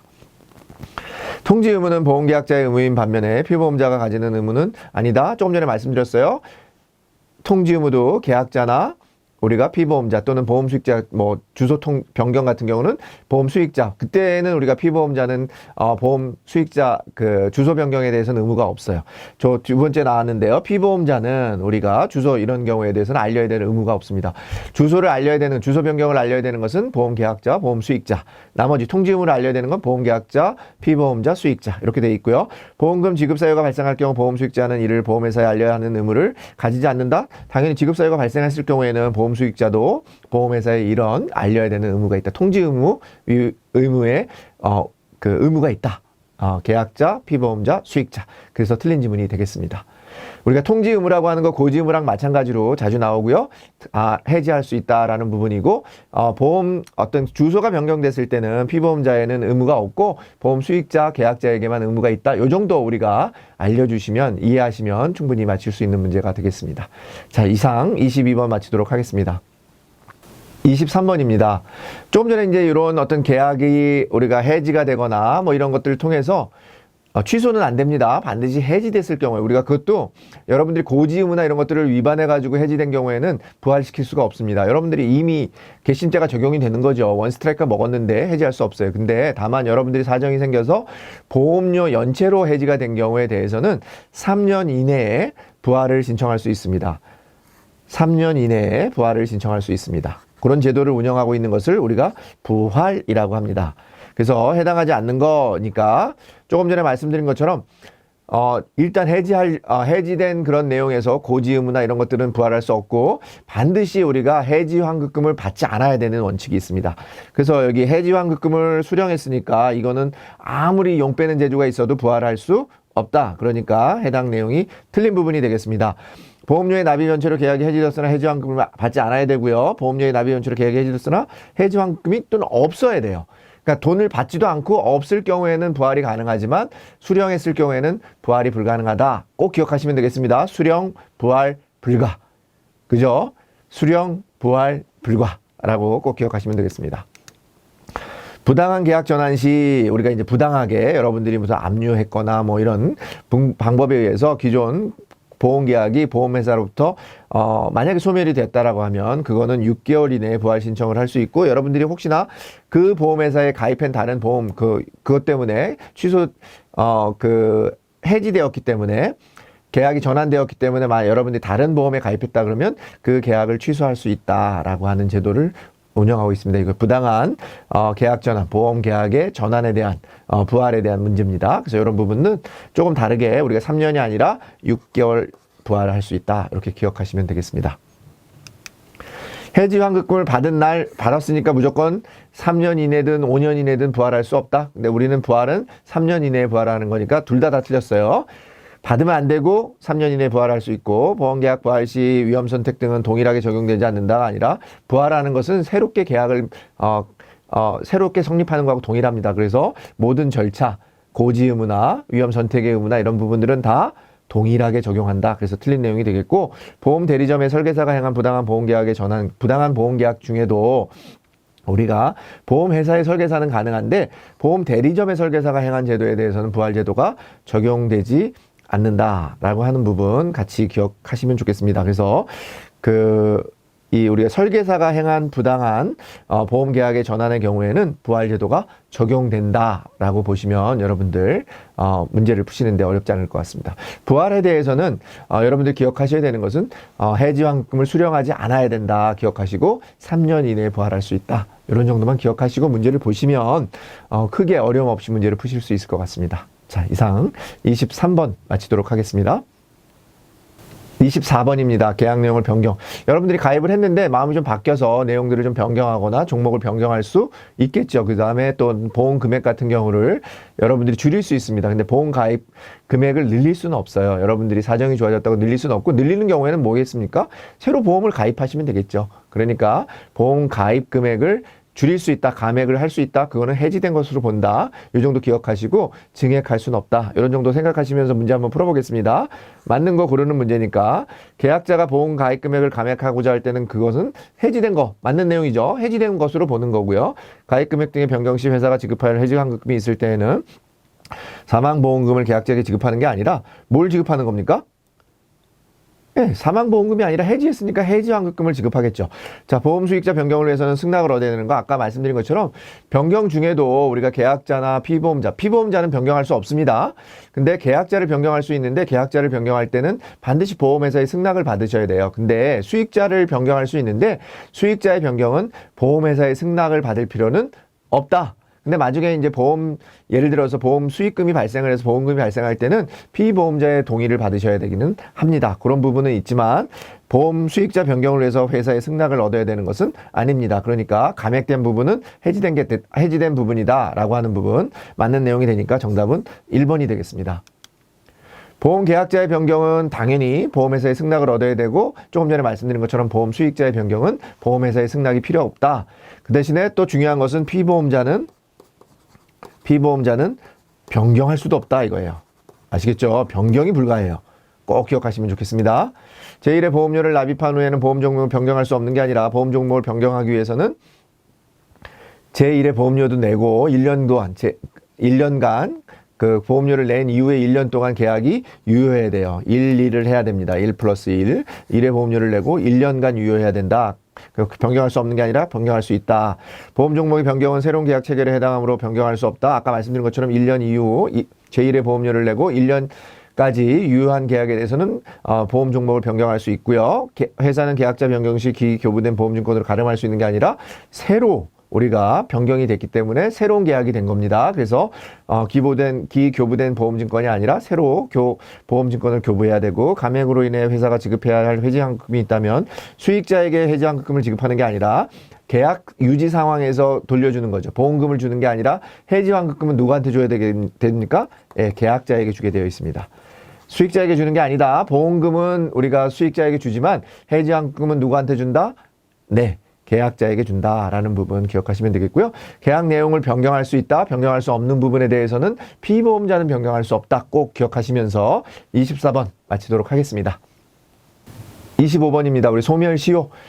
말 그대로 소멸시효입니다. 예, 소멸이 완료되는 기간인데, 요거는 여러분들 요거만 기억하시면 됩니다. 모든 게 3년인데 보험회사는 약자예요, 강자입니까? 강자니까 보험회사에 관련된 것만 2년 한다. 그러니까 보험회사가 보험료를 여러분들한테 내라고 하는 보험료 청구권에 대한 소멸시효는 2년이에요. 이 나머지는 다 3년입니다. 그죠? 그렇게 기억하시면 바르게 짝지어진 거, 보험료 청구권이 2년이고 나머지가 3년인 거. 정답은 3번이 되겠죠. 뭐 1년, 2년. 여기서 우리가 여러분들 기억하셔야 되는 건 1년은 무조건 아닐 거고, 그 다음에 보험료 청구권, 반환 청구권은 누가 하는 겁니까? 계약자가 하는 거니까 계약자가 하는 건 전부 다 3년입니다. 아시겠죠? 보험회사가 하는 것만 2년, 나머지가 다 3년. 이렇게 기억하시면 정답은 3번 이렇게 고르실 수 있겠습니다. 보험료 청구권은 누가 하는 거예요? 보험회사니까 2년, 나머지는 전부 다 3년. 이렇게 기억하시면 되겠습니다. 보험금 청구권, 해지 환급금 청구권, 보험료 청구권 가운데 보험금 청구권만 소멸시효가 다르다.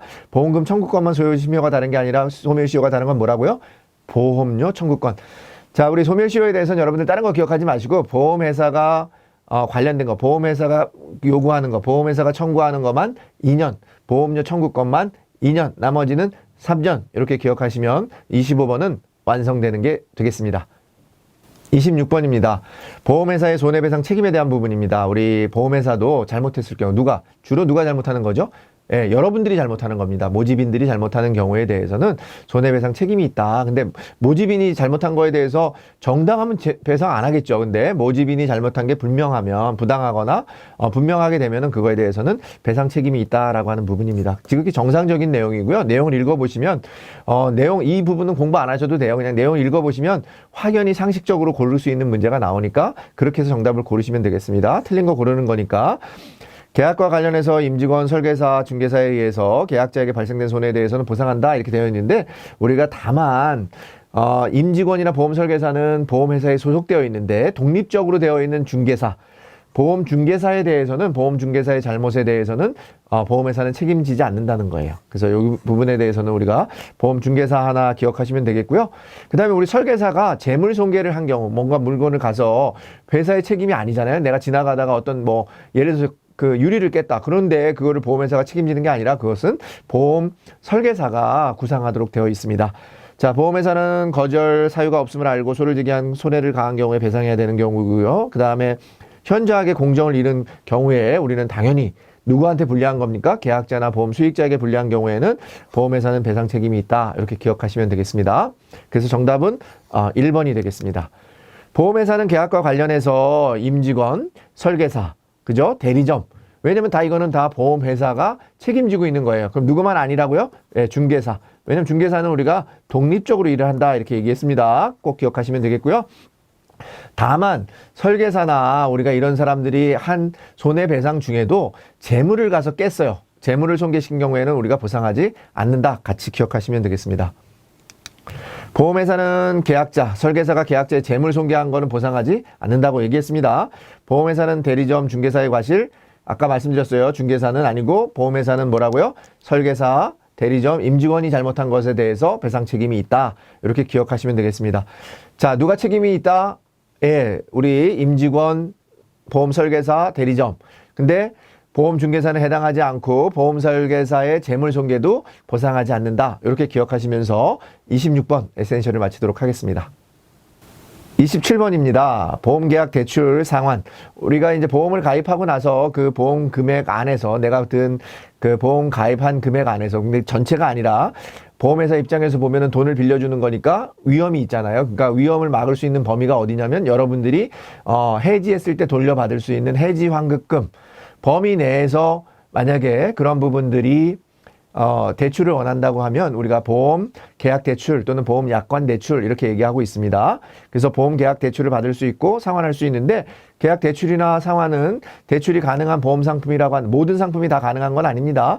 대출이 가능한 상품에 가입했을 경우에 여러분들이 해지 환급금이 있다 그러면 그 해지 환급금 범위 내에서 계약 대출을 받을 수 있다. 이렇게 기억하시면 되겠죠. 자, 틀린 거 고르는 문제니까 계약자는 보험계약 대출금과 이자는 언제든지 상환할 수 있어요. 꼭 정해진 날짜만 상환하는 게 아니고 그 다음에 기납입 보험료가 아니라 뭐라고 했습니까? 해지 환급금 범위 내에서 우리가 여러분들이 대출을 받을 수 있고 계약이 해지된 때에는 즉시 해지 환급금에서 계약 대출 원금과 이자가 만약에 여러분들이 먼저 받은 게 있다 그러면 그거를 빼고 줍니다. 아시겠죠? 여러분들한테 그냥 해지 환급금이 요만큼 있으니까 그냥 주는 게 아니라 기존에 대출을 받은 게 있으면 그 대출과 이자를 상계하고 나서 그 남은 금액, 해지 환급금의 남은 금액을 대출로 여러분들한테 제공하고 있습니다. 그래서 정답은 2번이 되겠습니다. 저축성 보험의 경우 대출이 불가한 게 아니라 대출이 안 되는 보험 상품이 별도로 있어요. 그러니까 그렇게 정해지지 않으면 저축성이든 보장성이든 다 대출이 가능하다라는 부분이니까 저축성 보험에 대해서 불가하다가 아니라 가능하다 이렇게 보시면 되겠고요. 보험계약 대출 사실은 계약자의 개인정보이므로 수익자도 당연히 알아야 되지 않습니까? 해지가 다 돼가지고 나중에 보험계약 대출을 다 받아서 만약에 보험금이 발생을 했는데 보험 수익자가 모를 수 있으면 안 되겠죠. 그래서 보험 수익자에게 이를 통보할 수 없다가 아니라 통지해야 된다라는 부분이고 계약자는 대출금을 계약 꼭 해당일에 상환하는 게 아니라 아무 때나 내가 돈 생기면 상환할 수 있다. 언제든지 빌릴 수도 있고 상환할 수도 있다. 꼭 기억하시면 좋겠습니다. 그래서 대출과 관련해서는 여러분들 요 단어 용 하나만 기억하겠습니다. 언제든지 대출 받을 수 있고 언제든지 상환할 수 있다. 근데 그 대출 금액의 범위는 해지 환급금이다. 그거 같이 기억하시면서 27번 우리 에센셜을 마치도록 하겠습니다. 28번입니다. 약관의 해석에 대한 부분인데요. 다음 중 약관의 해석에 대한 설명으로 틀린 거 우리가 약관이라고 하는 것은 우리 보험회사가 만들어서 계약자들 다수의 계약자들에게 일방적으로 전달하는 거예요. 그러니까 그 부분에 대해서는 계약자가 나는 전체를 다 동의하거나 거절하는 거지 일부만 나는 그 내용 중에 일부는 나한테 마음에 안 드니까 나 일부만 거절하겠습니다. 안 된다라는 거 기억하시면 좋겠습니다. 전체를 다 동의하거나 거절해야 된다라는 부분이고 우리 누가 만든 거예요? 보험회사가 만든 겁니다. 약관은 보험회사가 만든 거기 때문에 누구한테 유리해야 돼요? 이 사람들한테 유리하면 안 되고 약자인 계약자에게 유리해서 계약이 성립된 것으로 보셔야 되고 해석도 그렇게 하셔야 된다라는 부분 기억하시면서 보시겠습니다. 약관은 신의 성실의 원칙에 따라 공정하게 해석해야 되는 거 맞겠죠?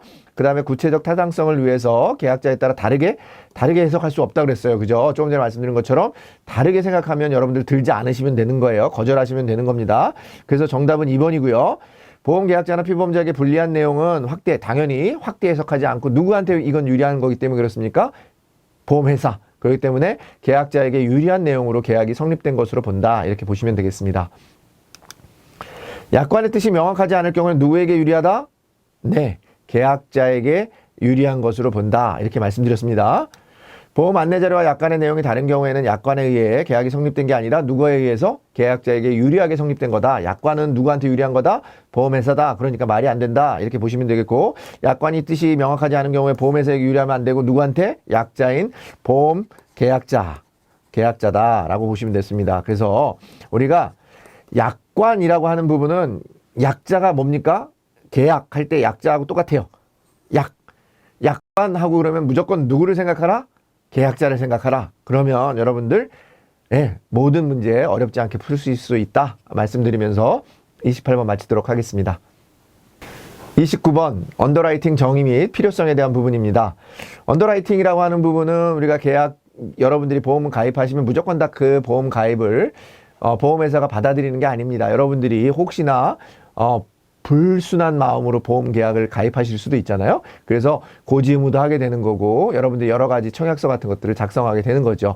그래서 그런 부분에 있어서 여러분들이 보험 계약을 제대로 가입하셨는지 아닌지를 심사하는 것을 우리가 언더라이팅이라고 하고요. 그러한 일을 그러한 일에 언더라이팅에 종사하는 사람을 우리가 언더라이터라고 합니다.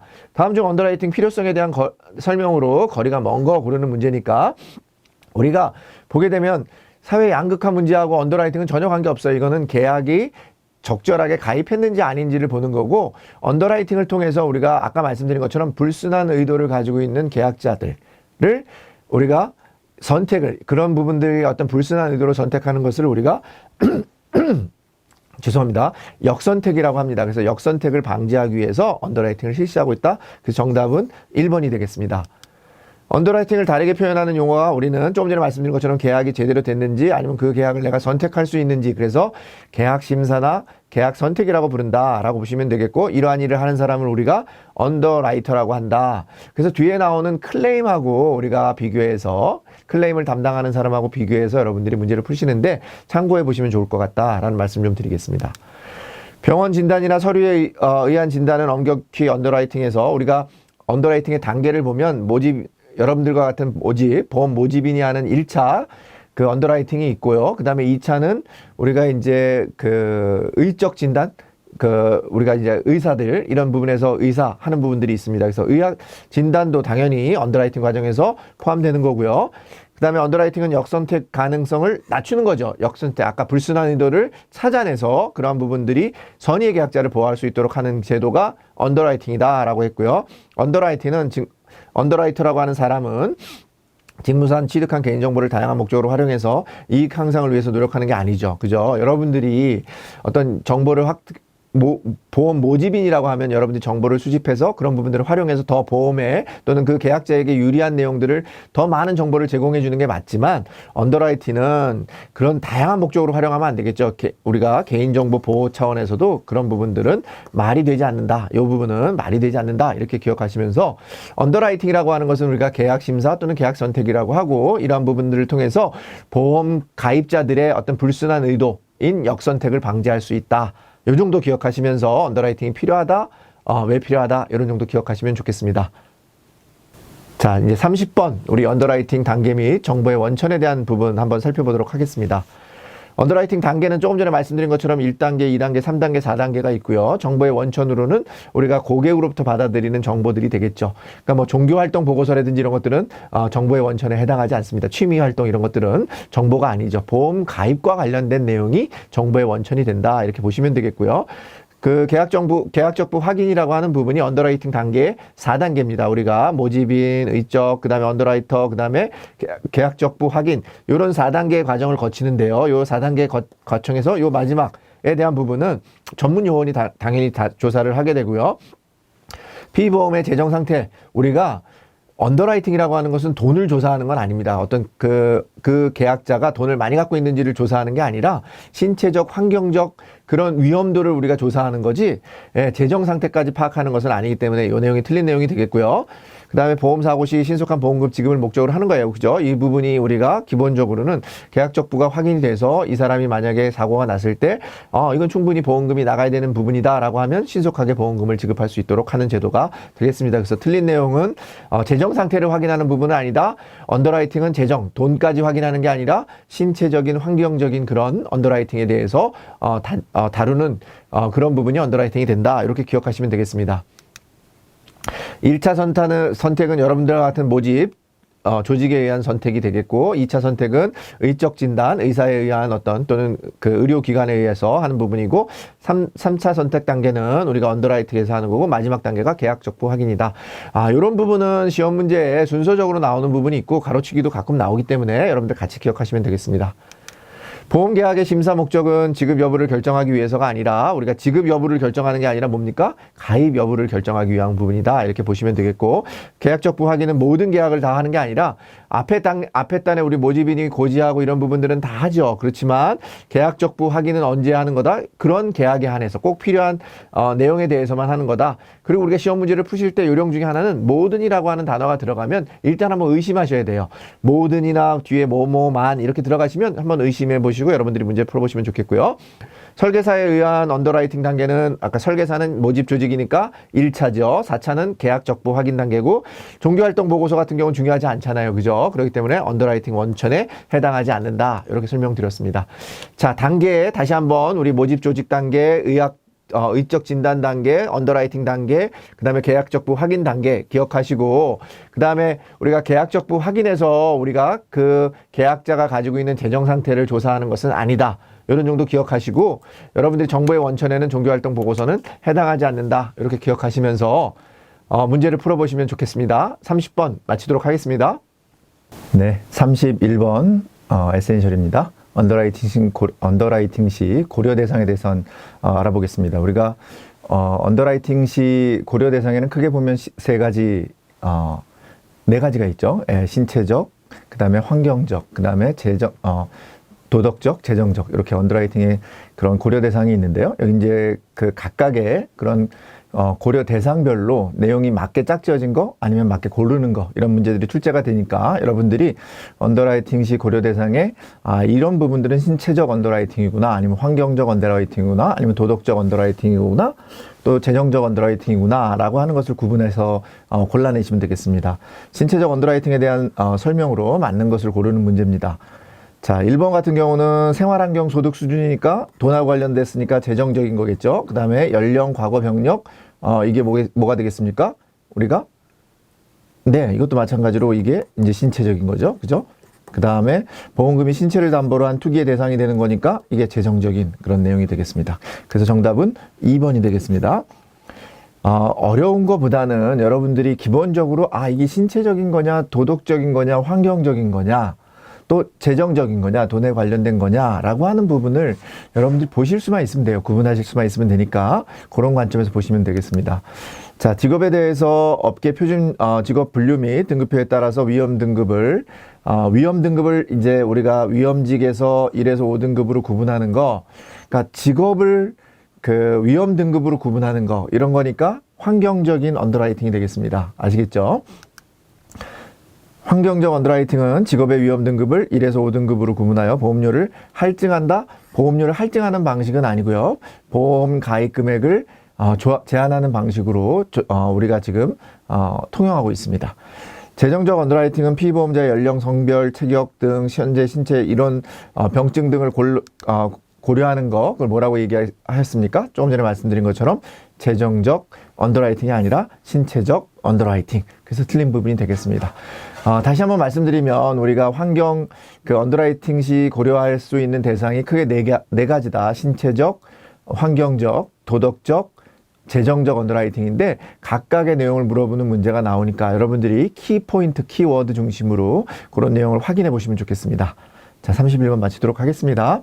32번입니다. 우리 표준 미달체 및 우량체. 이것도 우리 언더라이팅에 관련된 부분인데 우리가 기본적으로 우리가 보험에서 인수할 수 있는 그 대상을 표준체 방식입니다. 표준체보다 위험도가 높으면 자, 요거는 용어가 헷갈립니다. 위험도가 높은 거니까 표준체보다는 떨어지는 거죠. 그래서 표준 미달체가 되고요. 이해가 되시죠? 위험이 높으니까 미달이 되는 거고, 만약에 위험이 적어요. 그러면 표준체보다도 위험이 적으니까 좋은 거니까 우량체가 되겠죠. 그죠? 요거는 말에 어떤 그런 혼돈이 있을 수 있으니까 여러분들이 용어로 잘 기억하시면 될 것 같아요. 가장 기본적인 표준이 있는데 표준보다 위험이 높으면 미달체, 위험이 적으면 우량체. 그러니까 우량체는 할인해주고 미달체 같은 경우는 아무래도 보험료를 할증하는 방식으로 하는 방법도 택하겠죠. 자, 우리 언더라이팅에 대한 설명으로 맞는 거 고르는 문제입니다. 우리나라 보험회사의 언더라이팅은 우량체가 아니라 표준체 중심으로 되어 있고요.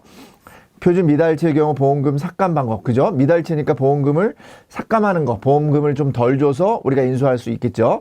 표준체보다 위험이 높은 경우를 우리가 표준 미달체라고 한다. 그죠? 우리가 표준체보다 위험이 높은 경우니까 아무래도 표준체보다 위험이 높으니까 미달체, 요 내용이 맞습니다. 그래서 정답은 3번이고요. 제가 2번 설명하면서 조금 다르게 설명을 했었는데요. 표준 미달체의 경우는 보험금 삭감 방법으로만 이렇게 표현이 들어가 있어서 틀린 거예요. 삭감할 수도 있고 보험료를 할증할 수도 있는데 만 들어가 있으니까 틀렸습니다. 제가 문제 풀 때 요령으로 모든, 뭐뭐만 이런 부분들은 틀린 지문으로 의심하시라고 말씀드렸으니까 그런 거에 해당한다 이렇게 보시면 되겠습니다. 표준 미달체 심사 시 과거 알았던 질병과 관련된 진단비나 이런 것들 때문에 우리가 담보하지 않는 거, 담보하지 않는다. 그래서 부담보라고 합니다. 부담보. 그러니까 담보하지 않는 거예요. 우리가 이런 내용들은 보상하지 않겠다는 거죠. 과거에 이런 큰 질병이 있었기 때문에 그런 부분에 대해서는 우리가 인수하지 않겠다. 그거를 빼고 우리가 인수하겠다. 이렇게 이해하시면 되겠습니다. 고객에게 3년 이내에 보험사고 발생 시 보험금의 10%를 감액하고 지급하기로 했다. 자, 보험금을 감액한 거니까 우리가 앞에서 우리가 문제 풀 때 설명한 것처럼 보험금 삭감이라고 합니다. 아시겠죠? 보험금 삭감, 부담보, 보험료 할증 뭐 이런 것들이 있다. 이렇게 기억하시면 되겠습니다. 표준체보다 위험이 낮은 거니까 우리가 낮은 게 미달이 아니에요. 우리가 일반적으로 낮다 그러면 미달이 맞는데 위험이 낮으니까 미달체가 아니라 우량체가 됩니다. 표준 미달체 계약 인수 경우는 보험료 할증, 부담보, 보험금 할인. 자, 우리가 일단 기본적으로는요, 보험금 할인이라고 하는 부분은 없습니다. 보험금 삭감이 있고, 보험료 할인, 보험료 할증, 그 다음에 부담보, 그 다음에 보험금 삭감, 이런 방법으로 진행을 하니까 할인이라고 하는 표현은 쓰지 않는다. 이렇게 보시면 되겠습니다. 자, 정리해보면 이렇습니다. 우리가 표준체를 기준으로 해서 위험이 높으니까 미달을 내는 거고요.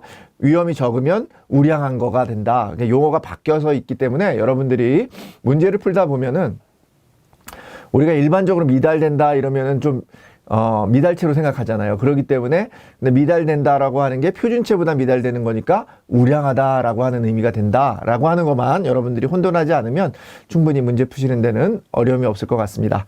자, 32번 마치도록 하겠습니다. 33번입니다. 클레임에 대한 부분인데요. 앞서서 나온 언더라이팅과 비교해서 여러분들이 이해하시면 좋을 것 같습니다.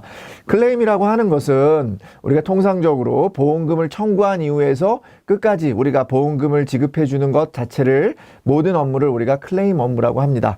그래서 설명 중에서 틀린 거 고르는 문제니까 우리가 클레임 담당자는 당연히 보험금을 줘야 된다, 안 줘야 된다라고 하는 부분이니까 의학 지식도 있어야 되고 청구에서 지급까지 일련의 업무를 우리가 클레임 업무라고 정의하고 있습니다. 계약적부 확인이라고 하는 건 뭐라고 얘기했습니까? 우리가 언더라이팅의 네 번째 단계가 계약적부 확인 단계가 있었습니다. 그래서 계약적부 확인을 통한 조사는 클레임 업무가 아니라 언더라이팅 업무가 되겠습니다. 그래서 정답은 3번이 되겠습니다. 클레임 업무 담당자는 계리인 자격, 계리인 자격이라고 이미 써놨으니까 당연히 뭐가 되겠습니까? 예, 계리인 자격이라고 하는 것은 언더라이팅 자격이 되겠습니다. 보험계약 대출 신청 및 처리는 클레임의 주요 업무 중 하나이다. 이렇게 되어 있습니다. 그래서 계약 대출 신청 및 처리 업무는 클레임의 주요 업무 중 하나가 아니라 우리가 계약 대출 신청하고 이런 부분들은 오히려 계약 적부와 관련된 부분이기 때문에 그 대출 업무라는 게 별도로 있어요. 클레임 업무라고 하는 것은 보험금을 청구해서 보험금을 심사해서 보험금을 지급해주는 업무가 되겠습니다. 그래서 클레임 업무의 주요 업무가 아니다라는 부분 같이 기억하시면 되겠습니다. 조금 전에 말씀드린 것처럼 클레임과 언더라이팅이 그러니까 클레임을 담당하는 사람과 언더라이터, 그러니까 클레임이라고 하는 업무와 언더라이팅, 요거는 비교해서 자주 나오니까 여러분들이 언더라이팅에서 요구되는 자격들, 우리가 뭐 FKLU라든지 아니면 계리인 자격이라든지 이런 부분들이라고 한다 그러면 클레임하고는 관계없다. 요 정도 기억하시면서 확인해 보시면 되겠습니다. 자, 이상으로 33번을 마치도록 하겠습니다. 34번입니다. 보험회사 영업행위 윤리 준칙에 대한 내용인데요. 이런 내용들은 윤리행위라든지 뭐 영업행위라든지 이런 거 관련해서는 모집 준수사항이라든지 특별히 금지사항이라든지 뭐 다양한 어떤 금지사항들이 나오고 있습니다. 근데 이런 부분들이 내용들은 굉장히 많은데 실제 문제들은 내용들을 읽어보시면 여러분들이 쉽게 답을 고르실 수 있는 그런 내용들로 되어 있습니다. 그래서 그러한 부분에서 여러분들이 골라내시면 되겠지. 일일이 다 보시면서 이게 어떤 행위에 위반되는 행위다라고 하는 것까지 다 기억하시는 것은 오히려 약간 시간 낭비라고 생각하시면 좋을 것 같습니다. 여기서 지금 우리 보험회사와 모집 종사자의 부당 영업행위에 해당하지 않는 거 고르는 문제입니다. 해당하지 않는 거. 자, 조금 전에 말씀드린 것처럼 경비한 질병에도 불구하고 장기간 병원에 입원하기를 권유하는 거라든지 이런 경우 안 되겠죠. 그러니까 당연히 안 되는 겁니다. 그 다음에 고객의 소득 및 보험가입 목적을 파악해서 이에 맞는 보험 상품을 권유하는 거 얼마나 정상적인 행위입니까? 그죠? 여러분들이 영업하시게 되면 이렇게 정상적인 영업행위를 하셔야 되는 거죠. 그죠? 정도 영업입니다. 자, 승인받지 않은 자료 사용하는 거 당연히 안 되겠죠. 그러니까 정답은 2번이 되겠습니다. 조금 전에 말씀드린 것처럼 어려운 부분이 아니라 읽어보면 상식선에서 고를 수 있는 부분이니까 길고 어렵다고 해서 여러분들 포기하지 마시고 잘 읽어보시면서 상식적으로 틀린 지문을 골라내시는 연습을 좀 하시면 좋을 것 같습니다. 보험인의 윤리강령 이런 부분들 여러분 다 외울 필요는 없습니다. 공공성이라든지 공신력 제고라든지 성실봉사, 기술개발, 준법 여러분들 여기서 좀 생소하신 건 뭐가 있겠습니까? 기술개발을 해야 되느냐 이런 부분들 있지 않겠습니까? 이런 부분들도 필요하다. 윤리강령에서 이런 부분들을 정의하고 있다. 그래서 공공성기준 이렇게 좀 앞글자 정도만 한번 읽어보시고 나중에 문제에서는 이런 내용들 중에서 아닌 걸 하나 끼워 넣는 방식으로 나오니까 그렇게 골라내시면 되겠습니다. 동일한 보험회사일 경우에 다른 설계사 명의로 계약을 체결할 수 당연히 없죠. 그렇지 않습니까? 여러분들 왜 자격증을 취득합니까? 그러면 보험회사에서 알아서 다 다른 사람한테 따라고 해서 모집을 하면 되죠. 안 됩니다. 자, 보험계약 관리 내용은 우리가 일반적으로 보험계약 관리 내용, 일반 보험에 대한 경우는 연 1회입니다. 근데 우리가 분기 1회 공지하는 게 있어요. 어떤 보험에 대해서는 분기 1회 제공하고 있습니까? 예, 변액보험에 대해서는 분기 1회 제공을 하고 있습니다. 여기는 일반 보험에 대한 얘기니까 틀린 지문이 되겠고요.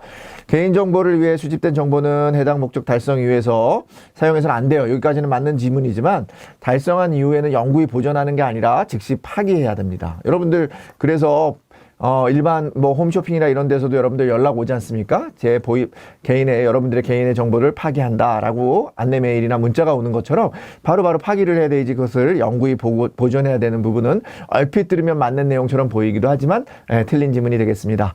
자, 다시 한번 말씀드리겠습니다. 영업행위 윤리준칙에 대한 내용들은 정말로 여러분들이 상식적인 선에서 고를 수 있는 문제니까 어렵다고 생각하지 마시고 전체적인 내용을 한 번 정도만 정독하시면 충분히 문제 푸시는데 어려움이 없을 거다 생각을 하면서 34번을 마치도록 하겠습니다.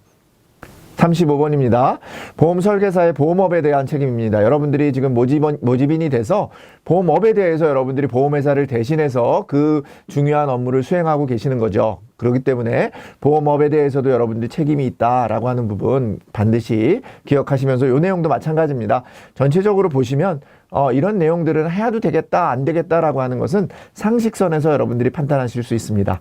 자, 비윤리적 판매 행위에 해당하지 않는 것, 그러니까 비윤리적 행위에 해당하지 않는 거니까 비윤리적 판매 행위인 것을 고르는 거죠. 그래서 고객의 진정한 필요에 의해서 보험계약을 전환하고자 하는 경우 비교해서 보험의 자필 서명을 받는 행위는 어떻습니까? 정상적인 행위고, 위탁계약을 체결한 보험에서 다른 회사 금융상품 대리 돈을 받는 행위는 비윤리적인 판매에 해당하고, 보험 설계사가 고객과 공동으로 수수료를 갖는 것도 안 되는 거잖아요. 이 두 가지는 안 되는 거고, 이거는 당연히 해야 되는 거니까 이 행위는 비윤리적 판매 행위에 해당하지 않는 거가 되겠죠. 그죠? 그러니까 비윤리적 판매 행위에 해당하지 않는 거 고르는 문제니까 정답은 1번이 되겠습니다.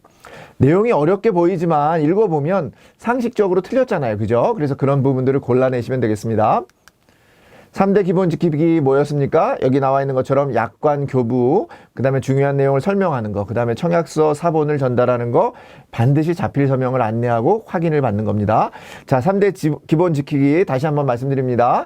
우리가 보험 약관의 교부 및 중요한 내용을 반드시 설명하셔야 되고, 청약서 사본을 전달하셔야 되고, 자필 서명을 받으셔야 됩니다. 이 3대 기본 지키기를 안 하셨을 때, 여러분들이 위반하셨을 때는 계약자는 그 계약을 3개월 이내에 취소할 수 있다. 그죠? 보험회사에게 엄청난 불이익이 처해지는 겁니다. 전화, 팩스 또는 이런 영리 목적의 광고성 정보는 사전에 고객의 동의 없이도 고객이 보낼 수 있다. 이건 상식적으로 말이 안 되잖아요. 그죠? 영리 목적의 광고성 정보니까 사전에 고객의 동의를 받으셔야 됩니다. 보험 설계사는 금융감독원이 심사하여 관리번호가 부여된 보험 안내자료. 우리가 보험 안내자료는 어디서 만드는 겁니까? 감독원이 아니라 보험회사에서 만드는 겁니다. 그래서 보험회사의 승인을 받아서 여러분들이 사용하시면 됩니다. 그래서 여러분들이 아무리 똑똑하시고 여러분들이 아무리 윤리에 강한 사람이어도 회사가 만든 자료를 사용하시고, 또 여러분들이 만드신 자료라고 한다 그러면 반드시 보험회사, 여러분들이 소속되어 있는 회사의 승인을 받고 사용하셔야 됩니다. 아시겠죠? 그것만 기억하시면 됩니다. 보험 안내 자료는 회사가 만드는 거고 여러분들은 승인을 받아서 사용하셔야 된다라고 하는 부분이 보험업에 대한 책임이 되겠습니다. 35번이었습니다. 36번입니다. 우리 보험 설계사의 보험회사 및 고객에 대한 책임입니다. 우리 조금 전에는 보험업에 대한 책임이었고, 이번에는 보험회사. 여러분들 보험회사에 월급 받잖아요. 월급이라고 개념이 좀 사업비, 개인, 우리가 이제 사업 비용으로 받으니까 여러분들이 월급 개념 근로 기준은 아니지만 여러분들이 일한 만큼의 대가를 개인 사업자로서 사업 비용으로 받습니다. 그죠? 그렇기 때문에 그 보험회사 또 그 여러분들이 돈을 받기 위해서는 고객이 여러분들한테 보험을 가입해 줬기 때문에 여러분들은 회사로부터 돈을 받는 거니까 보험회사나 고객에 대해서 여러분들은 마땅히 책임을 지어야 될 의무가 있습니다. 마찬가지로 여기도 보험 설계사의 보험회사에 대한 책임으로 사실과 다른 거 고르는 문제입니다. 보험회사에 대한 거니까 보험 설계사는 고객으로부터 보험료를 수령할 수 없다.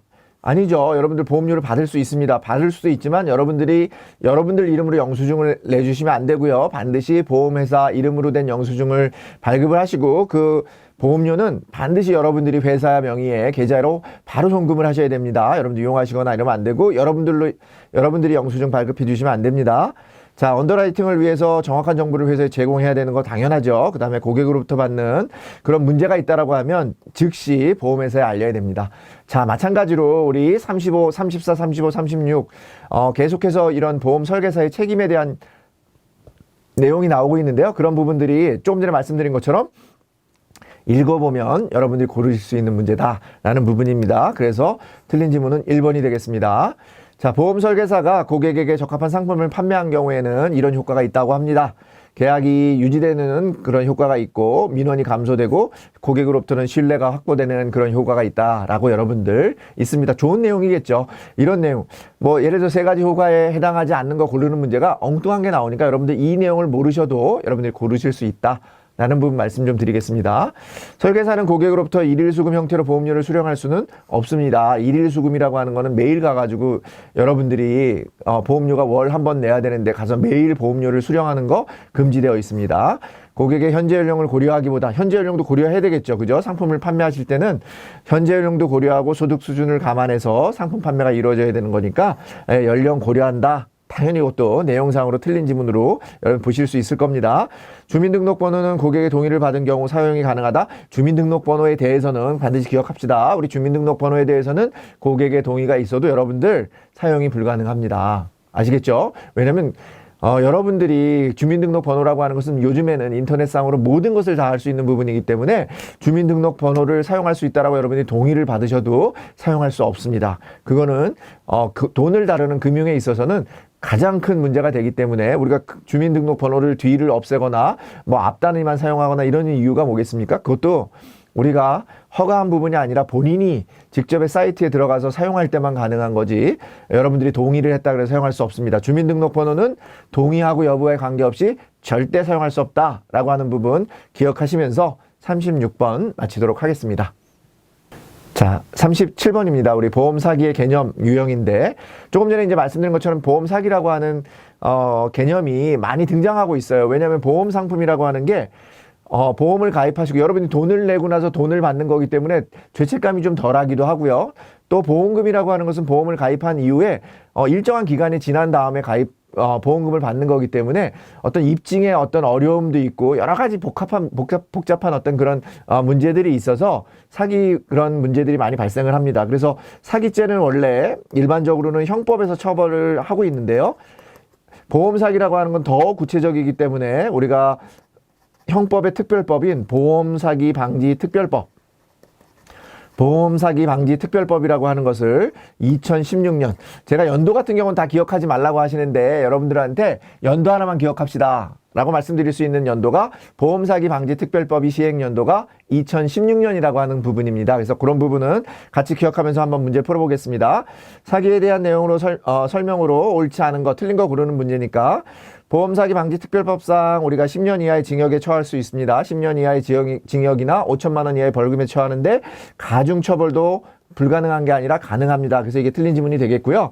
보험사기는 계약의 사행성 아까 제가 말씀드린 것처럼 약간 복권적인 성격을 가지고 있는 거예요. 내가 보험료를 내고 나중에 큰 돈의 보험금을 받기 때문에 그런 악용을 이용해서 문제가 발생할 수 있고 최근에는 일반 국민이 피해를 과장하는 등의 연성사기 연성사기하고 경성사기가 있는데요. 여러분들 연성사기는 추가적인 피해자가 발생하지 않는 겁니다. 좀 과장해서 보험금을 받아내는 거고 고의로 뭔가 조작하는 것은 경성사기가 되겠습니다. 근데 최근에 이런 생계형 범죄들이 많이 늘어나고 있습니다. 그래서 연성사기 위주의 범죄가 늘어나고 있다? 맞는 지문이 되겠습니다.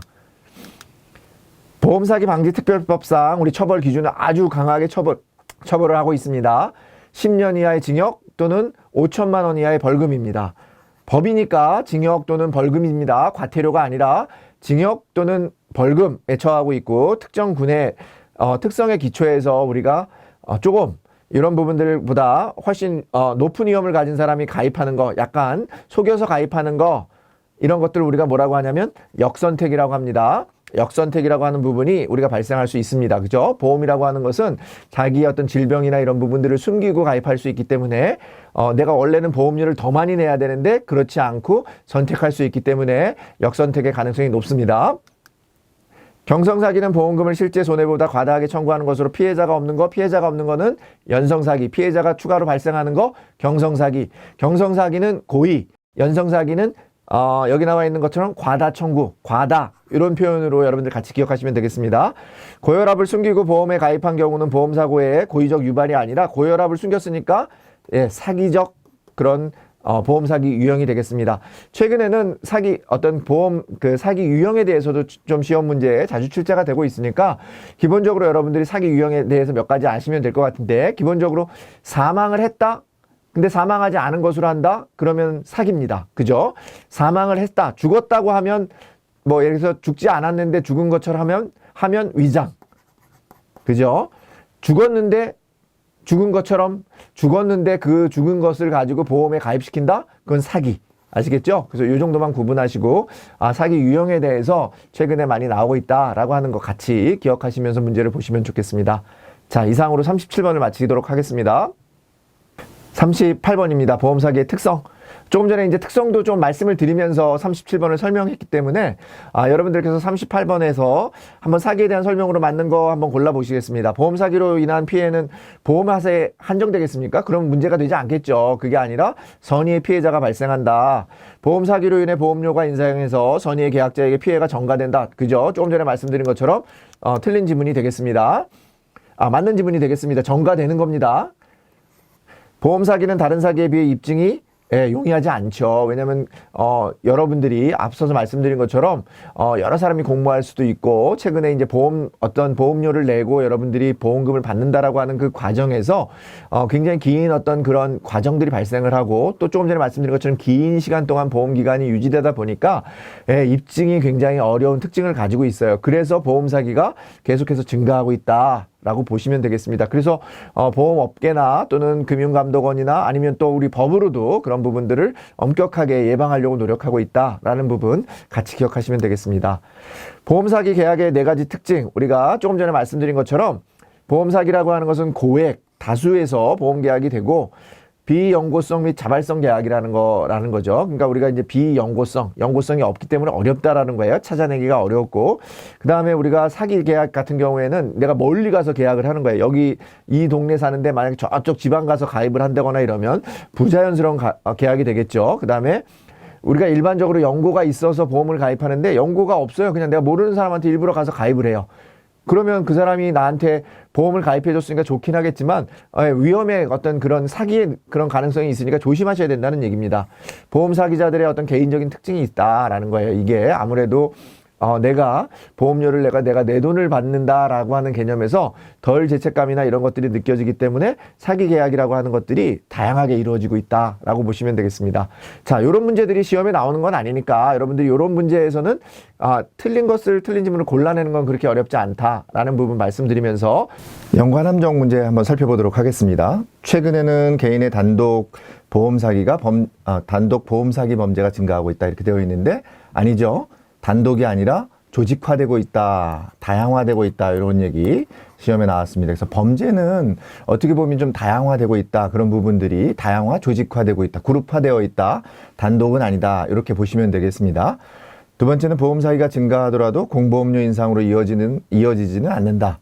당연히 공보험료로 인상이 돼서 정가가 돼가지고 사회 전체적인 피해가 돼서 그런 문제가 되는 거죠. 그래서 이렇게 보험 사기를 또는 법으로도 그죠? 우리가 이제 형법에서 처벌하지 않고 확대해서 보험 사기 방지 특별법이라고 하는 것을 시행을 하고 그죠?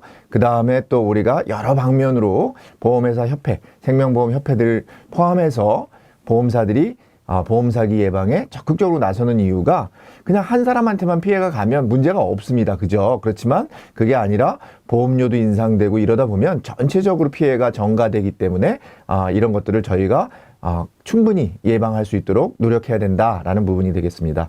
자, 세 번째는요. 보험 사기로 인한 피해는 피해자와 보험회사에 한정된다. 조금 전에 말씀드린 겁니다. 피해자와 보험회사에 한정되면 문제가 없지만 그게 아니라 사회 전체적으로 이런 부분들이 전가된다. 이렇게 보시면 되겠습니다.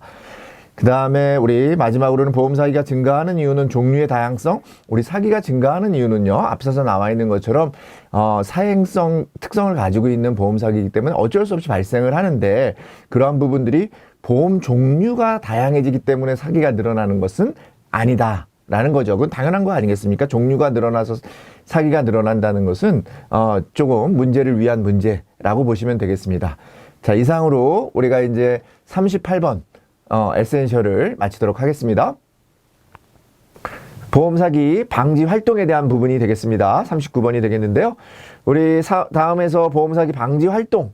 제가 좀 전에 말씀드렸습니다. 사기 활동이라고 하는 것은 굉장히 많은 그런 부분들이 일어나고 있기 때문에 그런 부분들을 우리 보험업계라든지 아니면 금융감독원이나 또는 생명보험협회 그 다음에 우리 또 경찰이나 아니면 이런 전체적인 그런 법이나 이런 것들을 통해서 다 같이 노력을 하고 있다라고 보시면 되겠습니다. 틀린 거 고르는 문제니까요. 어떤 부분이 틀렸나요? 보험회사는 특별조사반을 만들어서 적극적으로 대처하고 있어요. 그렇지만 보험회사가 처벌활동을 강화할 수는 없습니다. 여러분들 사기졌다 그래서 처벌하는 것은 아까 보험사기 방지 특별법에 의해서 10년 이하의 징역 또는 5천만 원 이하의 벌금에 처하게 돼 있는 거죠. 그러니까 정답은 1번이 되겠습니다. 금융감독원은 불법행위에 대해서 공동 대응하고 있고 보험협회는 많은 활동들을 하고 있다. 이런 거 읽어보시면 크게 틀리게 느껴지지 않는 부분이니까 여러분들 정답을 고르시는 데는 어려움이 없을 것 같습니다. 최근에 보험 사기 경향은 아까 어떻다고 그랬습니까? 큰 금액을 노리는 게 아니라 계획적인 그런 경성사기보다는 고의적인 사고보다는 피해를 과장해서 보험금, 연성사기 위주의 생계형 보험사기가 증가하고 있다라고 하는 부분 말씀드렸으니까 경성사기 위주가 아니라 연성사기 위주의 생계형 범죄 보험사기가 증가하고 있다. 이렇게 기억하시면 되겠습니다. 금융위원회는 아까 보험사기 특별조사반 어디서 운영한다 그랬습니까? 보험회사가 운영한다 그랬습니다. 보험회사에서 운영하는 거지 금융위원회가 아니다 라는 말씀드리고 보험업계 종사자의 보험사기 행위를 명시적으로 금지하는 법률적 체계가 마련되지 않았다? 법률적 체계가 마련됐죠. 그래서 우리가 지금 보험사기 방지 특별법이라든지 이런 부분들 또 보험업계에 종사하는 사람들에 대해서도 이런 부분에 사기에 연루되면 안 된다라고 하는 법 체계가 이미 마련되어 있습니다. 이미 마련되어 있다. 보험 설계사가 우리 보험 사기에 연루되어 유죄가 확정되면 금융감독원에 금융질서문란자가 아니라 금융감독원이 아니라 한국신용정보원에 우리 금융질서문란자로 등재됩니다. 자, 이런 부분들 우리가 여기 사기 방지 활동에 대해서는 기관명하고 어떤 활동 내용이 연계되는 부분을 틀리게 나오는 부분이 많으니까 그런 부분들 아까 말씀드린 것처럼 다 외우지 마시고 잘 외워지는 부분 하나 좀 전에 말씀드린 것처럼 보험회사는 사기특별조사반 이런 정도로 기억하시면 여러분들이 문제를 푸시는데 어려움이 없을 것 같다라는 말씀 좀 드리면서 39번 마치도록 하겠습니다. 40번입니다. 생명 존중과 자살 예방. 우리가 생명보험이기 때문에 자살이라고 하는 부분 아까 생명보험회사에서는 2년이 지나면 우리가 자살한 경우에도 보험금이 나가기 때문에 자살 예방에 대한 부분은 굉장히 심각한 문제라 할 수 있습니다. 그죠? 왜냐하면 자살 많이 일어나고 있는데 그런 부분에 대해서도 보험금을 지급하니까 우리는 생명보험회사에서는 업계와 공동으로 대응을 해서 이런 부분들을 예방을 하고 있습니다. 그렇게 꼭 기억하시면 되겠고요. 왜냐하면 손해보험 같은 경우는 자살하는 경우에 보험금이 지급되지 않습니다. 근데 생명보험 같은 경우는 2년이 지나면 우리가 보험금을 지급한다. 그렇게 되어 있으니까 그런 부분에서 이런 내용들이 우리가 자살 예방하는 부분들이 나와야 되는데 우리가 이제 크게 보면은 자살 예방하는 기관이 정부를 대표해서 하는 기관이 있고 그 다음에 업계를 대표로 하는 게 있습니다. 업계, 생명보험 사회공헌위원회라고 하는 보험회사들이 모여서 만든 업계가 공동으로 대응하고 있고 정부가 대응하는데 정부에서 대응하는 부분을 우리가 한국생명존중희망재단 옛날에는 중앙자살예방센터라는 게 있었는데 이름이 바뀌었습니다. 한국생명존중희망재단에서 우리가 이제 이런 자살 예방을 담당하고 있는데 우리가 정부에서 하는 활동 중에는 게이트키퍼라든지 보고 듣고 말하기라든지 이런 것들을 우리가 어디서 한다? 한국생명존중희망재단에서 한다. 그럼 자살 예방 게이트키퍼에 대한 설명으로 맞는 거니까 우리가 요 자살 예방 게이트키퍼라고 하는 게이트키퍼라고 하는 것은 문을 지킨다는 거예요. 자살로 들어가려고 하는 사람들을 지키는 사람이니까 이런 사람들이 자살 위험 신호를 보내는 사람들을 잘 파악을 해서 그 문을 넘어서지 못하게 만드는 사람이죠. 요 사람이 정입니다. 농협안전보관함 우리 생명보험 업계에서 하는 거고요. 자살자의 유족이나 이런 부분들 역할이나 이런 것들을 분석하는 거 한국생명희망존중재단에서 하는 역할이지 자살 예방 게이트키퍼가 하는 일은 아닙니다. 요 내용은 맞는 내용이긴 하지만 우리가 게이트키퍼가 하는 내용이 아니니까 정답은 1번이 되겠습니다. 게이트키퍼 어디서 양성한다고요? 한국생명존중희망재단. 그 다음에 이런 것들을 파악하는 사람 앞에서 나온 문제 그대로입니다. 게이트키퍼라고 한다. 여러분들 게이트키퍼 한국생명존중희망재단 꼭 기억하시면 되겠습니다. 생명보험 사회공헌위원회는 보고 듣고 말하기 아까 보고 듣고 말하기도 어디서 한다고요? 정부에서 한다. 그래서 한국생명존중희망재단이 되겠고요. 자살 예방 게이트키퍼 어디서 한다고요? 생명보험 사회공헌위원회가 아니라 한국생명존중희망재단이라고 기억하시면 되겠습니다. 여러분들이 40번 문제는 이렇게 기억하시면 됩니다. 한국생명존중희망재단에서 하고 일부 농약안전함이라든지 농약보관함이라든지 SOS 무슨 생명의 전화라든지 이런 것들은 어디서 한다? 생명보험 사회공헌위원회에서 한다. 이렇게 구분하시고 한쪽만 기억하시면 문제를 푸시는 데는 지금 저와 같이 풀어보신 것처럼 어려움이 없겠다라는 말씀을 드리면서 40번 마치도록 하겠습니다.